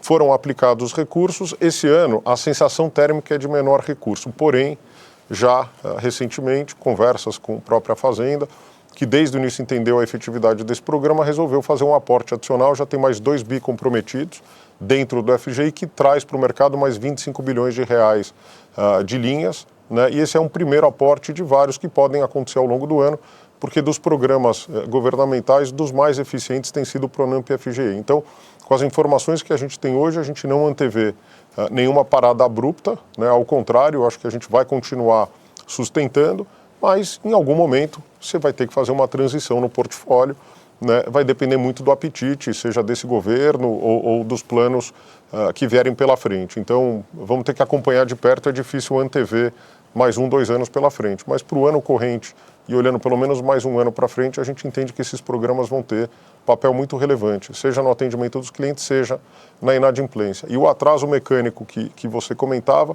ele tem esse efeito dos 10, 20 bips, mas ele não gera esse efeito na perda esperada. Por quê? Porque as garantias são muito fortes, portanto ele não afeta o custo do crédito. Tá? Bom, agora para a próxima pergunta, nós temos o Renato Meloni, da Autonomous. Renato, pode seguir, por favor. Bom dia, pessoal. Parabéns aí de novo pela resiliência dos resultados. O cenário está difícil. Eu queria focar um pouco na carteira de pessoa física e parabéns pelas informações adicionais aqui, ficaram excelentes. Então, olhando no gráfico que vocês mostram de alavancagem de pessoa física, né, qual que é a expectativa que vocês têm agora dentro desse ciclo em termos de aumento, redução, manutenção desse indicador, né, que é importante para as originações? E eu estou pensando aqui nesse, dado o foco que vocês têm num público mais seletivo, se em algum momento vocês esperam chegar numa limitação de crescimento dessas carteiras. E se você puder expandir também um pouco o seu comentário agora sobre as SMEs, em cima também, pensando aqui no ciclo, né? Você mencionou mais 1 ou 2 anos que os programas conseguem sustentar um nível similar de crescimento. Pensando quando isso se estender, você acha que, ou se extinguir, você acha que o ciclo de crédito pode estar num momento mais prolífico e até alavancando aqui na plataforma do EMS, vocês podem expandir mais o universo de empresas pequenas que vocês, para as quais vocês estão emprestando? Obrigado. Obrigado você, Renato. Bom te ver aqui de novo. Obrigado pela pergunta. Olha, o primeiro, eu acho que nas carteiras de crédito da pessoa física, enfim, a gente continua vendo capacidade de crescer. A gente tem crescido 2 dígitos, a gente tem conseguido penetrar, né, nos clientes onde a gente via que tinha oportunidade de continuar crescendo, sempre nessa lógica de cliente target, visão de longo prazo. Então, a gente continua bastante confortável com essa fortaleza, a capacidade de crescer nesses públicos mais resilientes. Número 1. Número 2, eu acho que a migração que a gente fez do Itaú trouxe para a gente uma oportunidade gigantesca, são mais de 15 milhões de clientes, em que lá a gente não tinha uma relação full bank com esses clientes. E a gente tem visto que boa parte desse crescimento que a gente tem observado no Uniclass, especialmente no Personalité, tem vindo desse público que não tinha um produto com a gente e hoje mais de 60% da base já tem mais de 3 produtos com o banco, que mostra que a gente começa a operar com um cliente que era monoliner, não tinha uma experiência de full bank e agora passa a ter uma experiência de full bank. Isso é bastante volume, né, de clientes e de oportunidade para a gente continuar crescendo os nossos segmentos. Crescer, ganhar no mercado continua sendo parte da nossa estratégia, a gente tem conseguido penetrar e crescer nos segmentos que a gente tem dado bastante foco. A gente tem conseguido crescer nos produtos, né, saindo um pouco da visão cliente para a visão produto, como eu falava agora do consignado.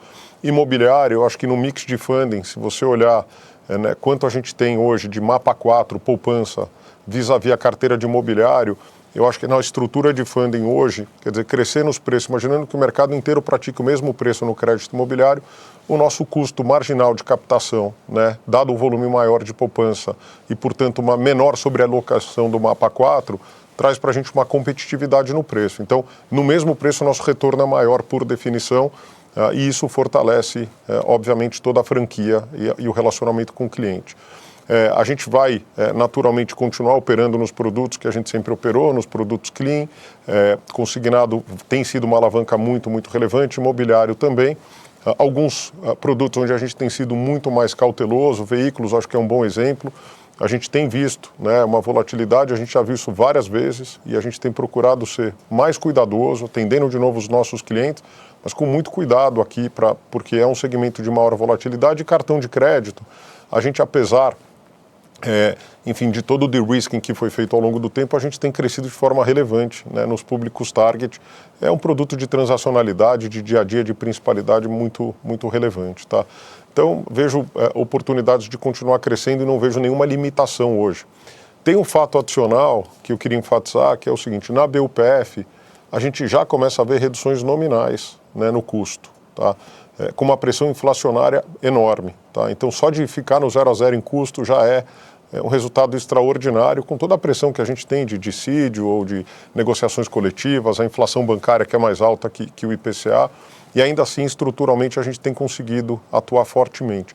Por que eu estou falando isso? Porque o Itaú Digital, né, que é onde a gente trabalha com os clientes, em que o atendimento digital é preponderante, começa a operar com um índice de eficiência cada vez mais competitivo. Isso me gera opcionalidade de trabalhar com públicos que eu não conseguia atender bem, porque o meu índice de eficiência não permitia assumir perdas adicionais. Então, na medida que a gente vai evoluindo nessa agenda, eu vou ganhando opcionalidade e consigo atuar em públicos que a gente não atuava com a mesma competitividade, né, mesmo apetite. Então, eu acho que a oportunidade para crescer na BUPF, pessoa física especialmente, é enorme. A gente continua vendo, enfim, muita oportunidade pela frente e eu estou hiper feliz com os avanços que a gente fez de lá para cá, com todo o refresh, toda a revisão estratégica. A gente está absolutamente em linha com o plano, mas esse é um ano importante de execução. Tá? Acho que 70% do que precisa ser feito será feito ao longo do ano, mas eu estou bastante otimista com a nossa capacidade de entrega e visão de longo prazo. Em SMEs, que é o segundo ponto da sua segunda pergunta, é muito difícil antever onde esses programas terminam. O Pronamp ele é definitivo, então não tem essa discussão, né, de comprometimento de recursos. O FGO vai depender muito do apetite e das condições de mercado, porque se daqui 2 anos, né, a gente tiver uma situação em que as pequenas e médias vão precisar de um apoio de programas governamentais, qualquer que seja o governo atual, não importa, tenho certeza que vão entender a efetividade desse programa do ponto de vista de alocação de recurso público. Então, é muito difícil dizer, né, quando e se esses programas vão desacelerar. Com as informações que a gente tem hoje, eles vão continuar existindo de forma relevante, porque eles têm sido muito efetivos, especialmente para as pequenas e médias. Tá? Fora isso, quer dizer, no segmento de middle a gente cresce com uma dependência muito menor desses programas, a participação na carteira é uma fração do que é em SME, e SME a gente sabe que esses programas são chave para que a gente cresça com qualidade, preços competitivos, prazos adequados para as necessidades desses clientes e, portanto, com uma carteira do ponto de risco muito bem defendida. Bom, agora vamos para a próxima pergunta com Daniel Vaz, do Safra. Daniel, bom dia. Bom dia, obrigado Gustavo, Milton, Gabriel, parabéns pela resiliência do banco, obrigado por compartilhar novos dados sobre qualidade do crédito, acho que é muito legal poder ver um pouquinho da cozinha de vocês aí, quanto à qualidade do crédito.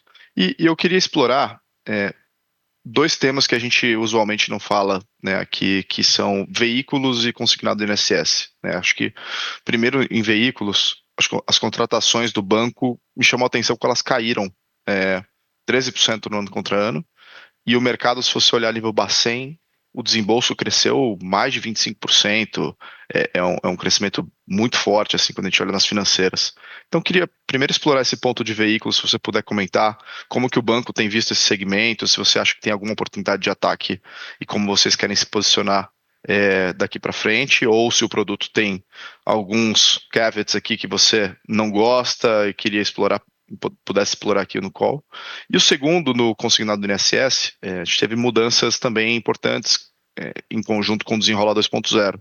Se você puder comentar, né, dessa nova margem consignável que sai de 35,55, né, que é o 45 com cartões, agora para 30 daqui a 5 anos, quando você tiver o full phase-in dessa nova regulação, só que o cartão talvez perdendo importância, e se isso abre espaço para jogar mais ou menos nesse produto daqui para frente nessa nova regulação. Obrigado.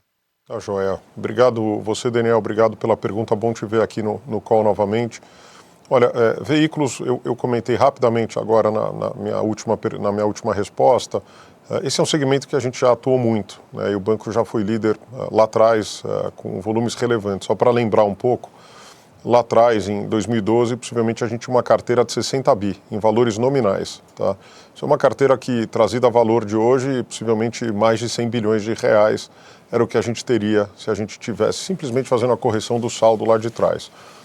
Então, o que a gente vê? Primeiro, é um segmento muito volátil. Tá? Então, quando a gente vê o comprometimento de renda das famílias no patamar que a gente tem observado, juros restritivos, o financiamento de veículos ele se torna naturalmente mais arriscado. Né? Segundo lugar, recuperabilidade das garantias. Tem um novo marco legal, mas ele ainda tem etapas a serem cumpridas, o processo com os cartórios, enfim, tem várias etapas, então ele não está operando em full power, nas melhores condições ainda. E eu sempre falo que o veículo é uma garantia real com rodas, né? Então você precisa depois encontrar o veículo, fazer a recuperação, então a taxa de recuperabilidade ela não é tão alta. Além disso, o mercado secundário de veículos, né, mudou muito, a dinâmica de preço, então você recupera e vende. No passado, o que era uma fortaleza, porque o mercado estava praticando preços bastante altos, a gente já vê uma convergência nos preços e os spreads são muito apertados. Então, no final do dia, na nossa lógica de criação de valor, alocação de capital e gestão de risco, a gente acha que esse é um negócio menos, eu diria assim, promissor do que a gente vê em outros negócios em que a gente vê oportunidade. Dito isto, a gente quer atender bem os nossos clientes. Né? O nosso cliente que tem um bom risco, que quer fazer um financiamento de veículos, a gente precisa estar presente, precisa atender o cliente nessa lógica de one-stop shop. Eu preciso ofertar para o cliente todos os produtos que o banco tem.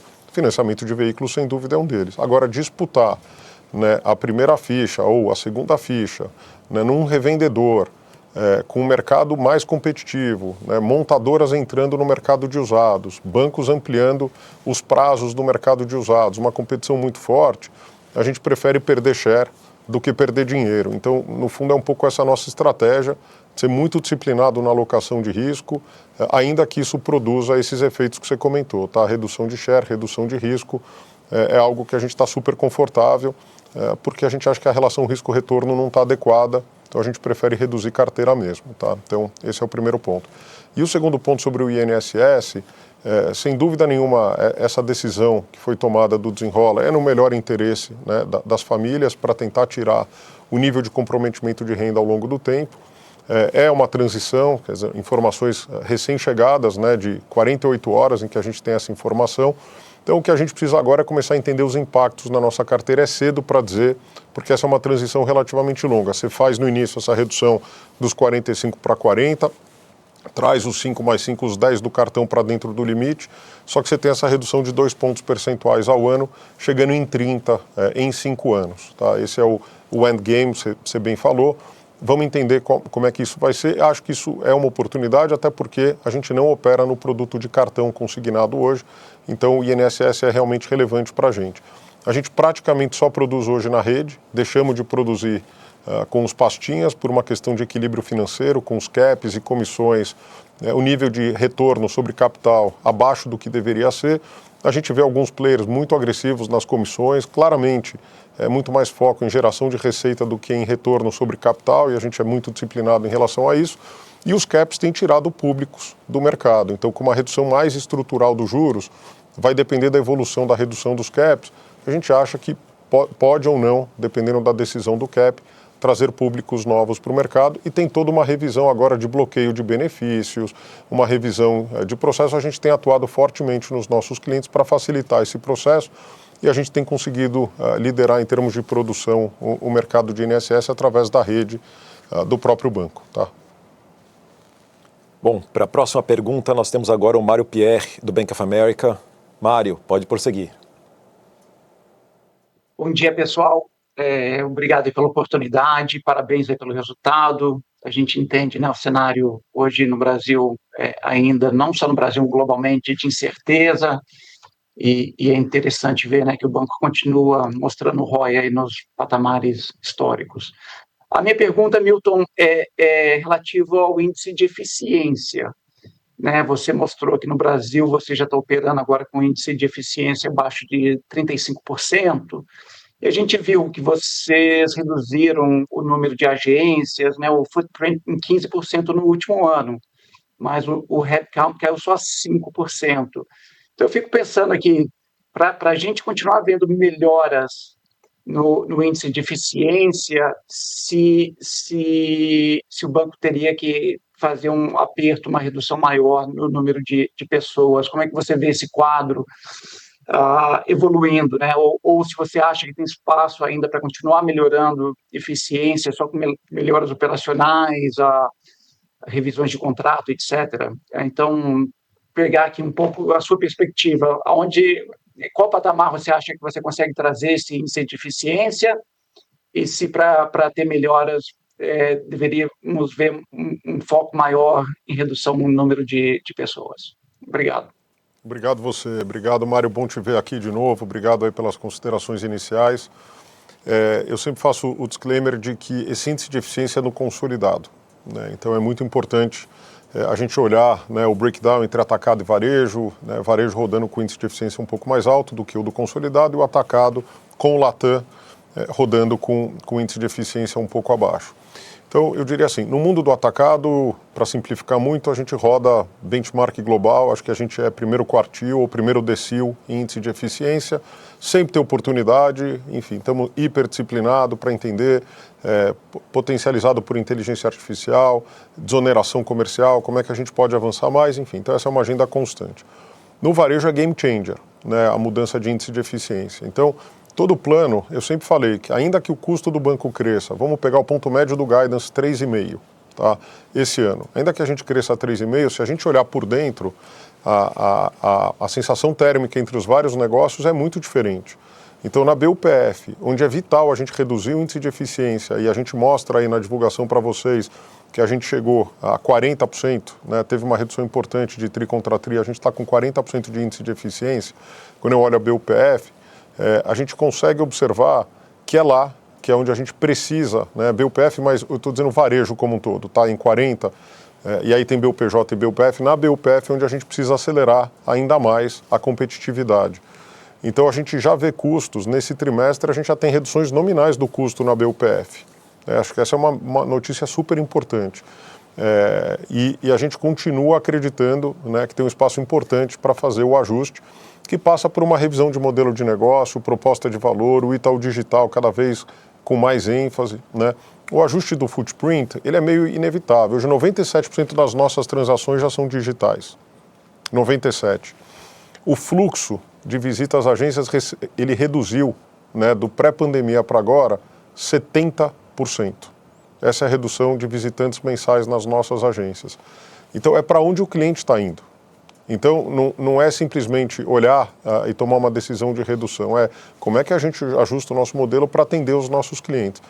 E ter um atendimento cada vez mais digital, especialmente, né, nesses públicos onde índice de eficiência faz toda a diferença no atendimento, é fundamental para a gente abrir as opcionalidades que eu falava. Então, esta revisão do modelo está sendo feita as we speak. É natural que ela aconteça, tá? E isso potencializado por todas as tecnologias disponíveis, AI e por aí vai.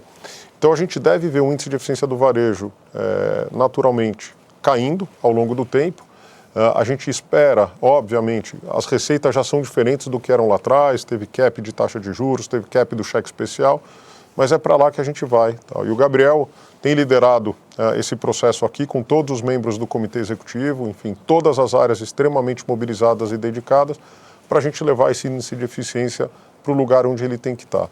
E aí, obviamente, todo o restante é consequência, né, dessa estratégia. Né? Qual é o modelo, se é full digital, se é um atendimento remoto, como é que a gente atende o média renda, como é que a gente atende o alta renda.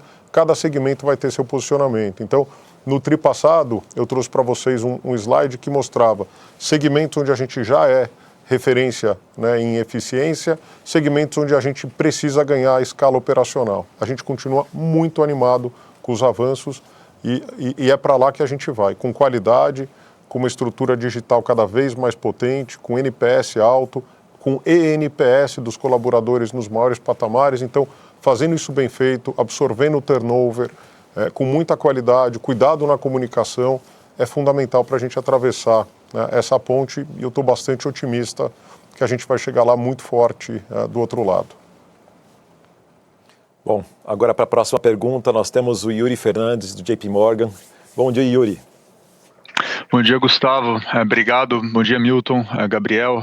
Parabéns aí pela execução da estratégia.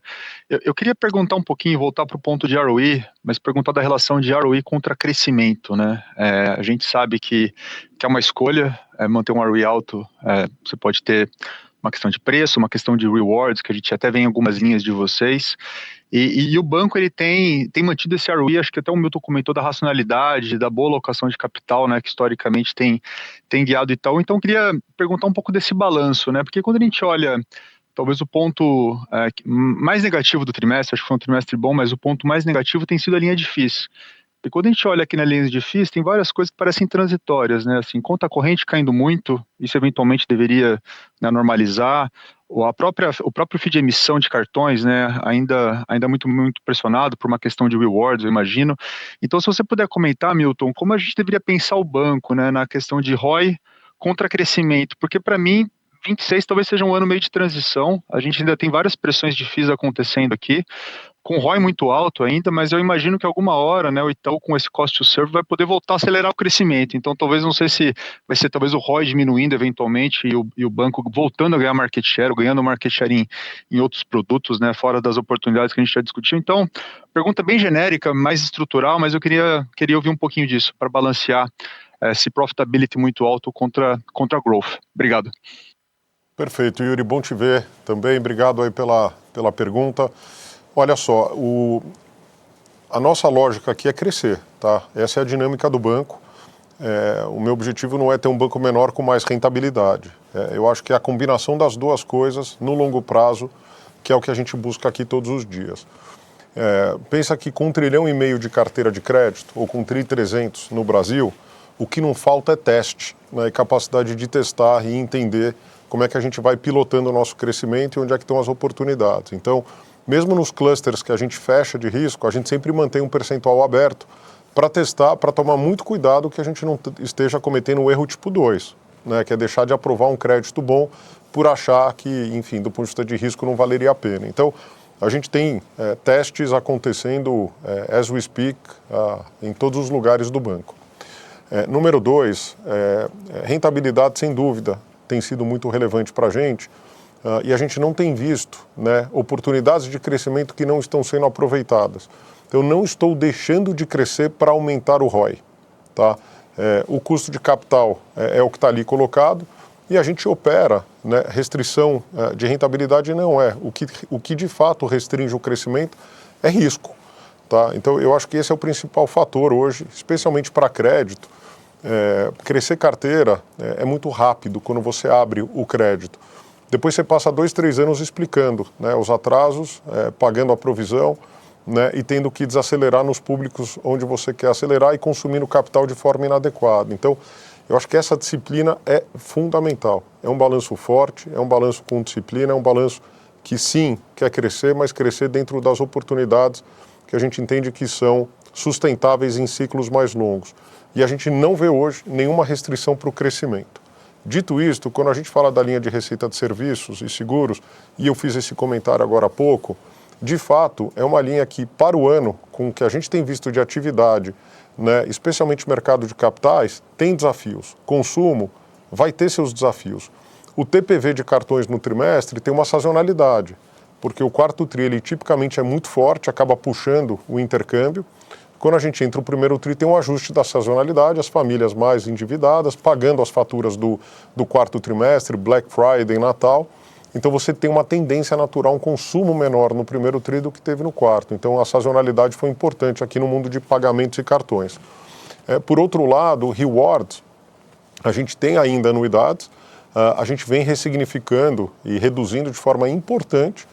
Hoje o programa de rewards custa mais do que a gente tinha de resultado de anuidade e é para lá que a gente vai. Isso é by design.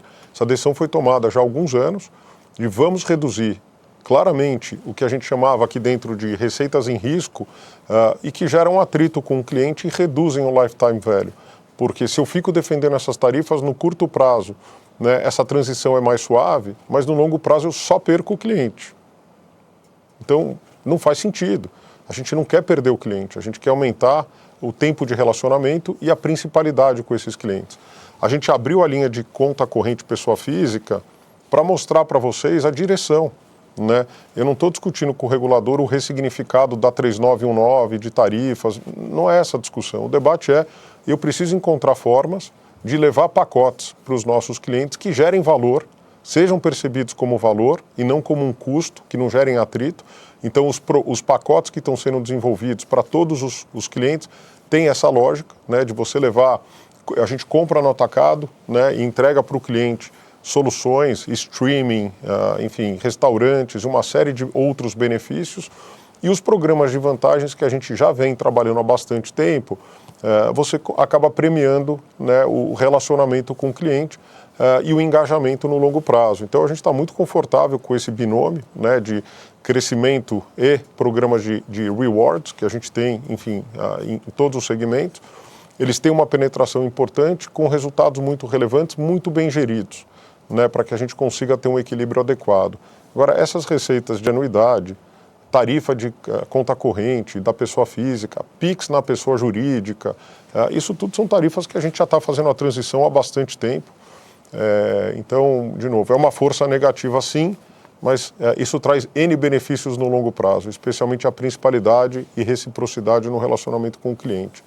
Então, essa linha de serviços e seguros. Seguros, por outro lado, a penetração cresceu ao longo dos últimos anos, este ano não é diferente, né? Então, seja em vida, seja em prestamista, com ofertas super integradas para os nossos clientes, aumentando a penetração, a gente vê muita oportunidade em outros públicos hoje que não são bem explorados.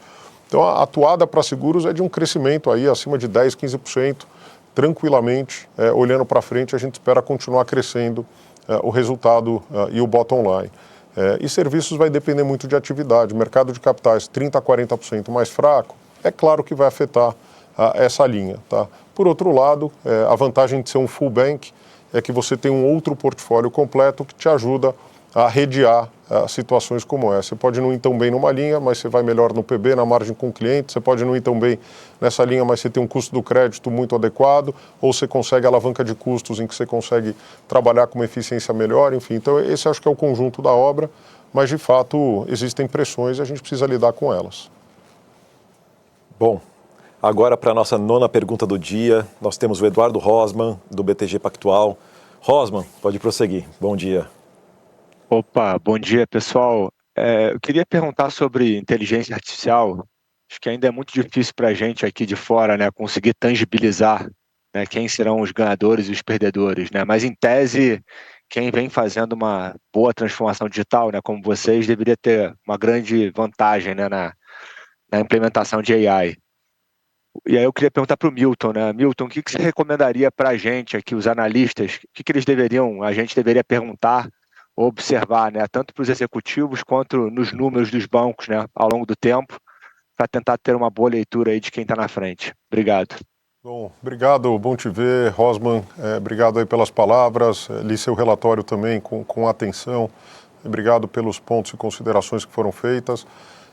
Primeiro, deixa eu aproveitar, e a gente não combinou, mas eu vou aproveitar a sua pergunta e vou fazer um marketing aqui e um lançamento oficial, né? A gente, nas próximas semanas, nos próximos dias, a gente vai lançar a primeira maquininha de adquirência, a Laranjinha, Powered by AI, tá? Com um sistema de AI integrado na maquininha, conversacional com o lojista, é a primeira maquininha do setor totalmente Powered by AI, com resultados de pesquisa assim, incríveis, NPS acima de 90, adoção acima de 90, enfim. Então, acho que pode ser um game changer neste mundo de pagamentos também. Ele nasce com uma inteligência artificial integrada e ele começa a evoluir para o conversacional, para uma série de outros pontos. E eu mesmo testei a maquininha, tenho um grande apreço pelo mundo da rede, já fui CEO da Redcard no passado. Eu mesmo conversei com a maquininha, testei, olhei, e é impressionante como você simplifica a experiência do lojista, ou do vendedor, ou do restaurante, e facilita a transação. Ela é muito mais simples, rápida, Então, muito animado aí com o lançamento. Em breve vocês vão ter mais notícias, as equipes vão fazer o press release. Então, obrigado pela pergunta. Deixa eu te falar o que eu acho. O que eu acho que vocês precisam cobrar é resultado no final do dia.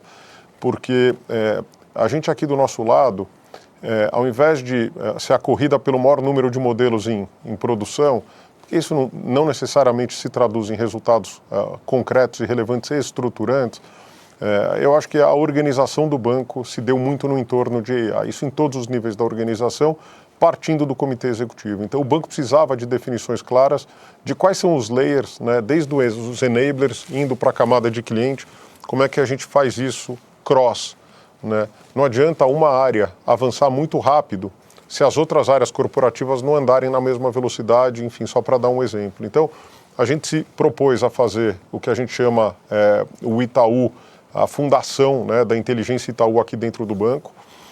A gente montou todo um guardrail interno para garantir que a gente consegue levar modelos na visão cliente sem que esses modelos criem problemas, alucinem na ponta.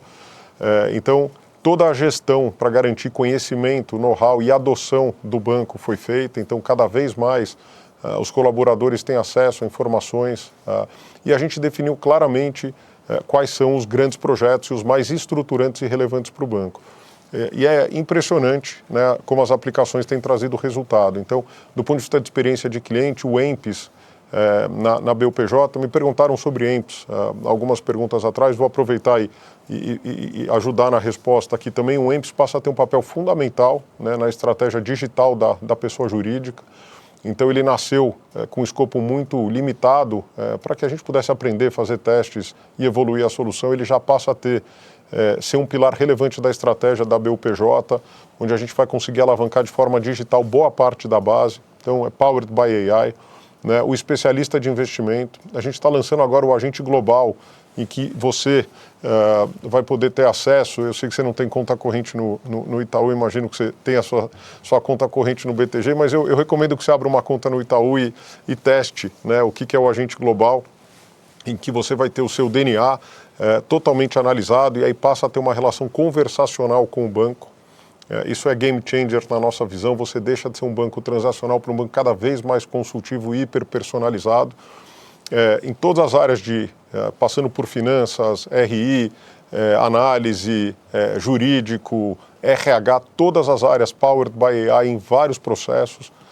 Então, o que eu acho que vocês precisam falar com os bancos e entender é, primeiro, o resultado. Isso tem que estar traduzido em maior eficiência, sem dúvida nenhuma, maior capacidade, né, de geração de top line, maior produtividade, naturalmente, dos times, porque você tem uma desoneração muito grande das equipes na medida em que você vai trazendo soluções, né, e é E, não é ou, né? Então, a gente acha que essa combinação do humano com desoneração, podendo atender e dar uma consultoria de mais qualidade, com mais tempestividade, vai fazer toda a diferença, né? E também nos modelos de crédito, a gente fez com a Neo Space uma parceria muito relevante. A gente, enfim, tem lá um investimento feito nessa companhia que tem criado modelos de LDM, né, que são os Large Data Models, não são os Large Language Model, e lá a gente tem atuado em frentes relevantes. Modelagem de crédito é uma delas, fraude é uma delas, CRM é outra.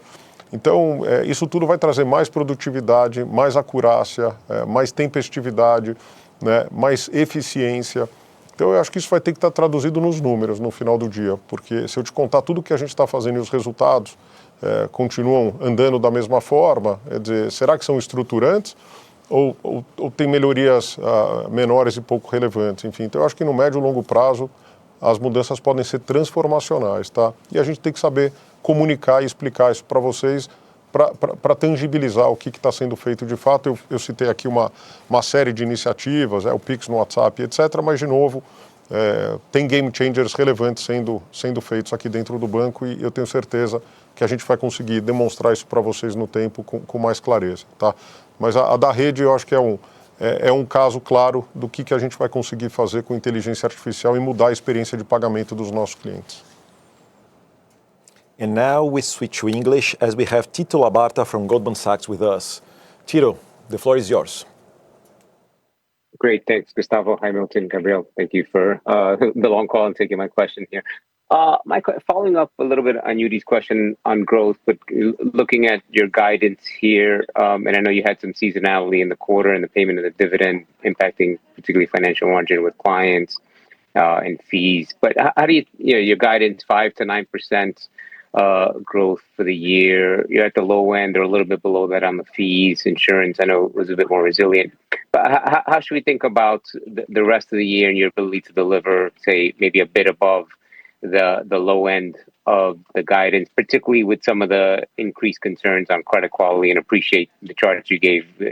Certainly you're in a much better position than the system, but just given those concerns, how do you think about your ability to perhaps accelerate growth through the year and maybe have these revenue trends be a little bit above the lower end of that guidance? Thank you. Yeah. Hi, Tito. Good to see you. Thank you for joining us in the call. It's always a pleasure to have you here. So let me give you a little bit more details on the guidance. I think it's still the first quarter, but of course we do have our forward look to make estimations in how should we end up the year. So we're still comfortable with the overall guidance. I think in portfolio growth, we are comfortable even though we still have challenges ahead. So let's see how it works out in the coming quarters. Financial margin with clients, we think we've been delivering. It's possible for us to get to where we want due to the level of portfolio growth, spreads, on the liability side as well, investments. We've been performing very well. Recent figures coming from the market, we've been gaining market share. So all in all, I think in financial margins, despite the event that we had only in the first quarter, and we had some calendar effects as well, I don't think we should have any issue. Cost of credit, I always knock on wood 3 times here just to be sure that we will be able to deliver. But with the information we have today, we are comfortable with the guidance in cost of credit. The only one that I see more on the lower end, it's on the service and results with insurance. This one I mentioned now and a few times. I think this is more challenge for the year, okay? On the insurance side, very positive. On the fees in general, the market and the activity has not been as what we expected, especially in the DCM side, which is very relevant for us to the level of market share we have. So we're still dominant in the market, we still have a relevant market share, but it's not related to our performance, but more related to the market performance. So this is an overall impact. And also, it's important to highlight, we have the performance fees on the asset management. In a year with much more volatility, as we have been seeing, this is more challenge. As it's challenge for the financial market in the treasury side, but we've been able to deliver, although despite of the volatility we have, in the asset management per fee is relevant. Second quarter and fourth quarter, it will depend in our market performance. It will depend on the volatility, it will depend on geopolitics, it will depend on interest rates, so all the markets where we take position. So I think those are the lines where we have to keep an eye on. TPV has to do with consumption, with the capability of the families to consume, and this will be relevant for the issuer, this will be relevant for the acquiring company. So it will depend on activity at the end of the day. So if you ask me if I still confident with the guidance, the answer is yes. If we believe that we can achieve the level of profitability that we expected at the very beginning, yes. If we can achieve the bottom line that we are looking, and of course the geography may change in lines, but we're still working hard to deliver the profit as we expected. But the lines in terms of geography, I think the profit, the results coming from services and insurance, they will be much more to the lower end than the other ones. So this is the one that I think it's in risk. I'm not changing the guidance. If I have new information in the coming quarters and we believe it's the time to make an assessment on adjustment in the guidance, as we always do, we'll be transparent and upfront if there's any change needed. But we're still comfortable with what we have here. E agora voltamos para o português, porque nós temos o Henrique Navarro conosco, do Santander. Navarro, pode seguir. Navarro, nós não estamos te escutando. Alô? Agora sim. Oi. Ok. Ótimo. Pessoal, obrigado aí, pelo tempo de vocês e pela oportunidade de fazer perguntas. A minha pergunta é sobre inadimplência. O mercado tem estado bastante preocupado, e a gente também, com o ciclo de inadimplência, e na verdade são duas perguntas. A primeira é, pelo que eu entendi, por favor, Milton, me corrija se eu estiver errado. Pelo que eu entendi, Milton, você está vendo o pico de inadimplência se avizinhando, ou seja, talvez entre o segundo e o terceiro TRI, a gente veja o pico de inadimplência no Itaú, e esse número não deve ser um número que assusta, ou seja, talvez uma deterioração de mais 20, que seja 30 basis points na inadimplência. Então essa é a primeira pergunta, se realmente a gente está próximo do pico, que esse pico poderia ser entre o segundo e o terceiro TRI, e não deve ser um número que assusta. Essa é a primeira pergunta. A segunda, obrigado pela informação que vocês deram no slide 8, foi bem útil para a gente. Fica claro ali que o Itaú tem uma vantagem comparado com o setor nessa gestão do risco. E a minha pergunta é, de onde que vem isso? Né? A explicação pode ser a segmentação, pode ser os produtos, mas mesmo se a gente considerar aí segmentação e produtos, acho que fica assim um pouco na conta do Itaú, que vocês estão fazendo um serviço, um trabalho muito bom nessa questão da gerência do risco. Então, minha pergunta é, da onde que vem isso? É o digital? Pegando um gancho aí na pergunta do Rosman, é o AI? Vocês estão, o tamanho do Data Lake, é a maneira como vocês gerenciam o Data Lake? E se realmente é o digital, se é o AI, com o avanço, né, com o AI se tornando uma commodity, vocês veem um risco de algum competidor alcançar vocês nessa excelência? Ou, na verdade, vocês têm muito mais a ganhar com a evolução do AI, porque ainda tem muita coisa para ser feita em termos de melhora e trimagem aí desse ajuste de risco? É isso, pessoal. Obrigado. Obrigado, Henrique. Bom te ver aqui. Obrigado pela pergunta no call.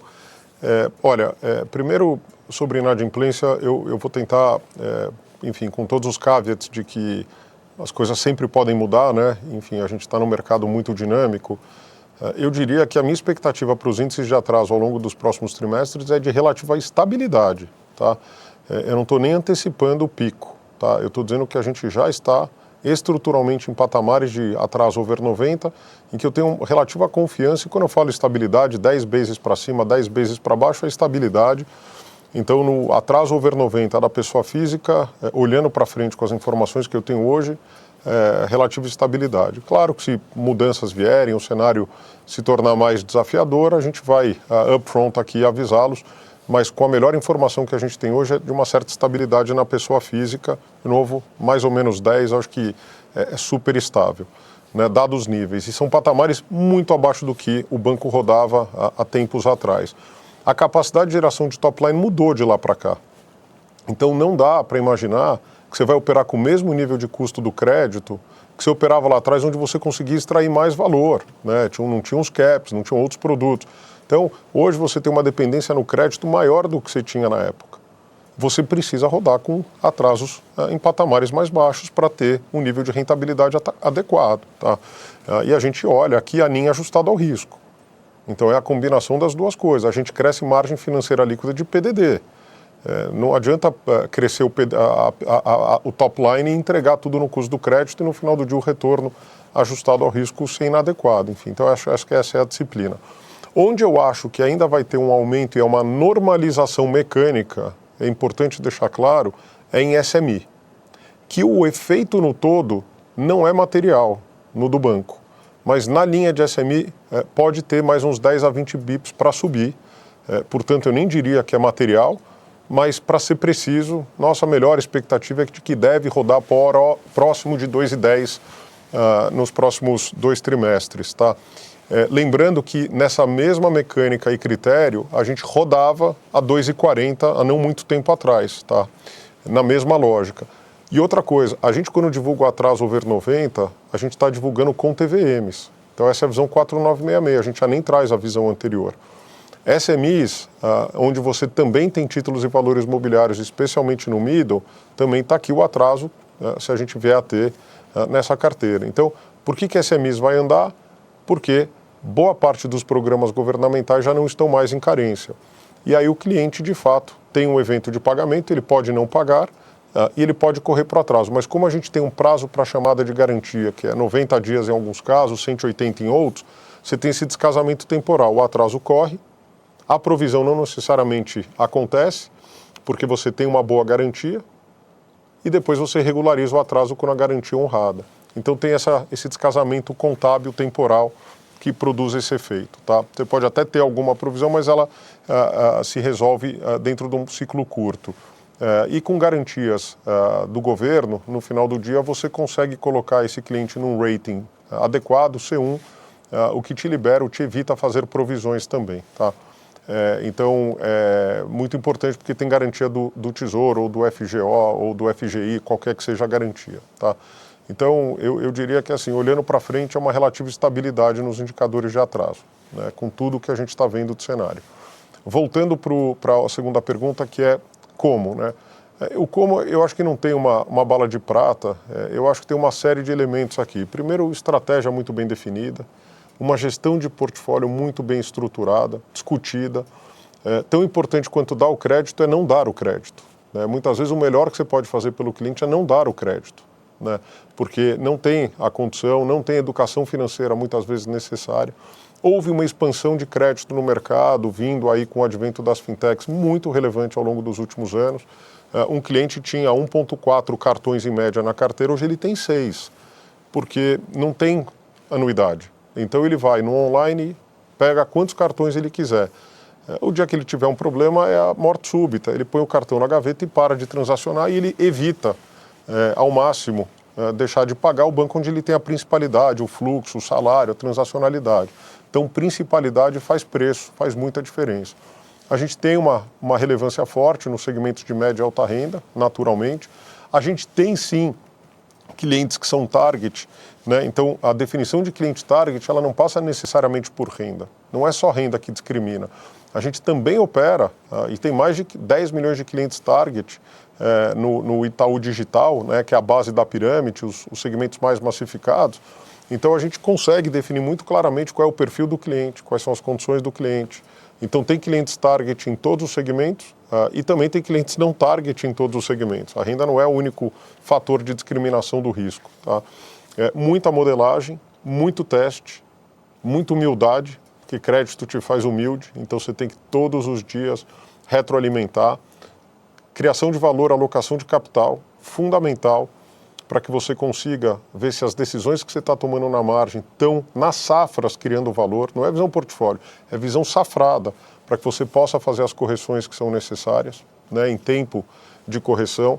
Muita inteligência artificial já sendo aplicada, mas ainda é muito mais hype nesse aspecto. Acho que tem benefícios concretos, mas ele não é tão estruturante no todo, né? E a gente acha que será mais no tempo. Então tem modelos relevantes vindo para a produção agora, com mudanças de Gini muito altas, então com a performance dos modelos mudando de forma relevante, mas ainda, né, em testes e alguns já em produção, mas a expectativa aqui de um avanço relevante. Enfim, então não tem bala de prata. Agora, franquia é muito importante, principalidade é muito importante, né, para a inadimplência também. E construir um portfólio resiliente, né, ter a disciplina de alocar nos clientes certos, no segmento certo, e ter a disciplina de não fazer. Eu acho que isso é importante. Então, essa relação risco-retorno bem balanceada, no longo prazo, ela traz valor, né? Tira a volatilidade do balanço, aumenta a sua criação de valor e traz consistência no longo prazo. Enfim, então acho que é nisso que a gente acredita e, enfim, continuamos agora. Erramos também, aprendemos com os nossos erros, cometemos novos erros, aprendemos de novo, então tem muito aprendizado. E para tudo isso funcionar, quer dizer, toda a modernização que a gente fez de plataforma e arquitetura de dados foi chave. Então a gente conseguiu ter uma arquitetura de data mesh, dado centralizado, modernização de plataforma, isso foi game changer para a gente. Porque hoje o dado é democratizado no banco, ele é um dado de qualidade, ele é tempestivo, né? Todo mundo consegue usar e usar rápido, né? E você consegue reagir com a modernização de plataformas online e fazendo os ajustes de gestão, né? E o capital humano, para concluir, não posso deixar de reconhecer. Eu acho que é ter as pessoas certas, equipes competentes, motivadas, engajadas, né, com qualidade de gestão, atitude correta, né, e com uma visão de longo prazo, incentivos adequados. Então, também passa por incentivos. Se você erra a mão nos incentivos, e a gente vê muito isso acontecer na indústria, é onde você perde o resultado no longo prazo. Então, ter incentivos bem alinhados para o longo prazo e com o acionista é fundamental. And now for the final question of the day, we have Carlos Gomes Lopes from HSBC. Carlos, please go ahead. Carlos, we cannot hear you. You're on mute. I was. Sorry for that. Brilliant. So again, thank you very much for the generosity with your time. Two minor questions. The first one is about your tax rate, which is a little bit lower than the guidance that you have given us for the year. Typically, it is higher in the first quarter, so I wonder if there was any particular reason or if you think that you may actually outperform in terms of your effective tax rate.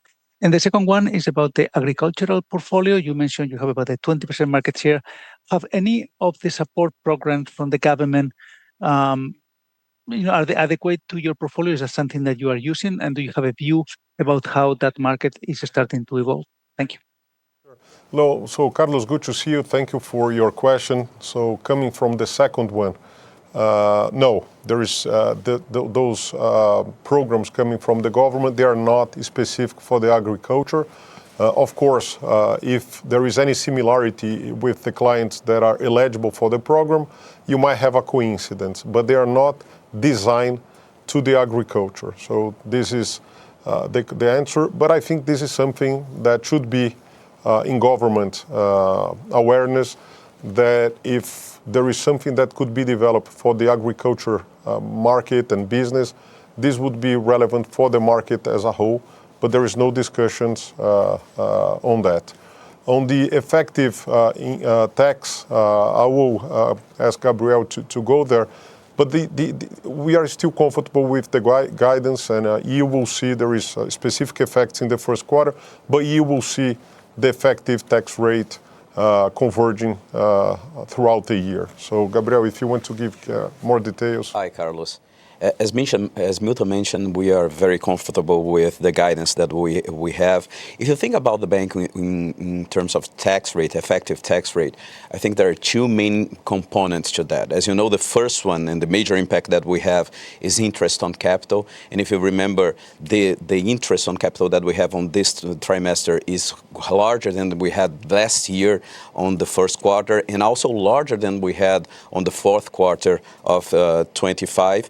And the second major impact that we have is the distribution of the results within the bank. So the geography among the different companies that we have, financial, non-financials. There are seasonalities around those two specific factors. If you take a look at what happened in the first quarter, exactly they lead to a lower effective tax rate, but they tend to normalize during the year and go according to the guidance that we have so far. Bom, com isso nós encerramos o nosso call de resultados. Obrigado, Milton, obrigado, Gabriel, e obrigado a todos vocês que participaram da nossa videoconferência de resultados. Com isso terminamos a nossa sessão de Q&A e a nossa videoconferência do primeiro trimestre de 2026. Agora eu passo a palavra mais uma vez para você, Milton, para as últimas considerações. Tá ótimo. Obrigado, Gustavo, obrigado, Gabriel. É sempre uma honra tê-los aqui nessa reunião, nessa conferência de resultados. Bom, pessoal, eu acho que, bastante tempo de debate, sempre ricas as perguntas de vocês, sempre muito importante a gente trabalhar com essa transparência, essa proximidade com os investidores, enfim. Os desafios acho que são todos aqui com os pés no chão, como eu sempre falo, que bons resultados passados não gerem acomodação futura, isso é o que eu mais falo aqui dentro do banco. Esse é um jogo infinito, nunca estamos satisfeitos, a gente sempre sobe a barra a cada trimestre, o que a gente pode fazer melhor e fazer melhor pelo cliente no final do dia, tá? E é onde a gente tem investido a maior parte dos nossos recursos, tempo, agenda, é olhar para o cliente, como é que a gente atende melhor, o resultado vai acompanhar essa evolução naturalmente no longo prazo. A gente está muito animado com tudo que a gente construiu e feliz com os resultados, mas evidentemente sempre atentos aos desafios. Acho que tem muitos desafios pela frente, acho que o macro, o micro, é um ano de eleição, enfim, tem todo esse tema geopolítico, todo dia uma notícia. Hoje o noticiário era um noticiário de paz, mas essas coisas mudam muito rapidamente. Acho que o mais importante é ter disciplina, ter essa humildade de olhar para fora o tempo inteiro, reconhecer que tem muita gente boa, muita gente competente, concorrentes muito competentes, enfim. Então, o nosso trabalho é melhorar e evoluir todos os dias. Queria agradecer aí o tempo de vocês, a participação de vocês, feedbacks. Semana que vem tem a conferência em Nova York, então estaremos lá, enfim, com a maior audiência de uma conferência com participação de CEOs da história. Mais um ano em que a gente vai dar foco em todos os eventos da nossa conferência, o evento Tech, vai ter um grupo de esportes, vai ter o New York 100 anos no primeiro ano com keynote speakers espetaculares e depois a própria conferência em si, eu mesmo estarei lá, devo encontrar boa parte dos investidores locais e analistas, enfim, então estaremos lá para responder mais perguntas, tá bom, gente? Agradeço mais uma vez e nos vemos em breve, até semana que vem. Um abraço a todos.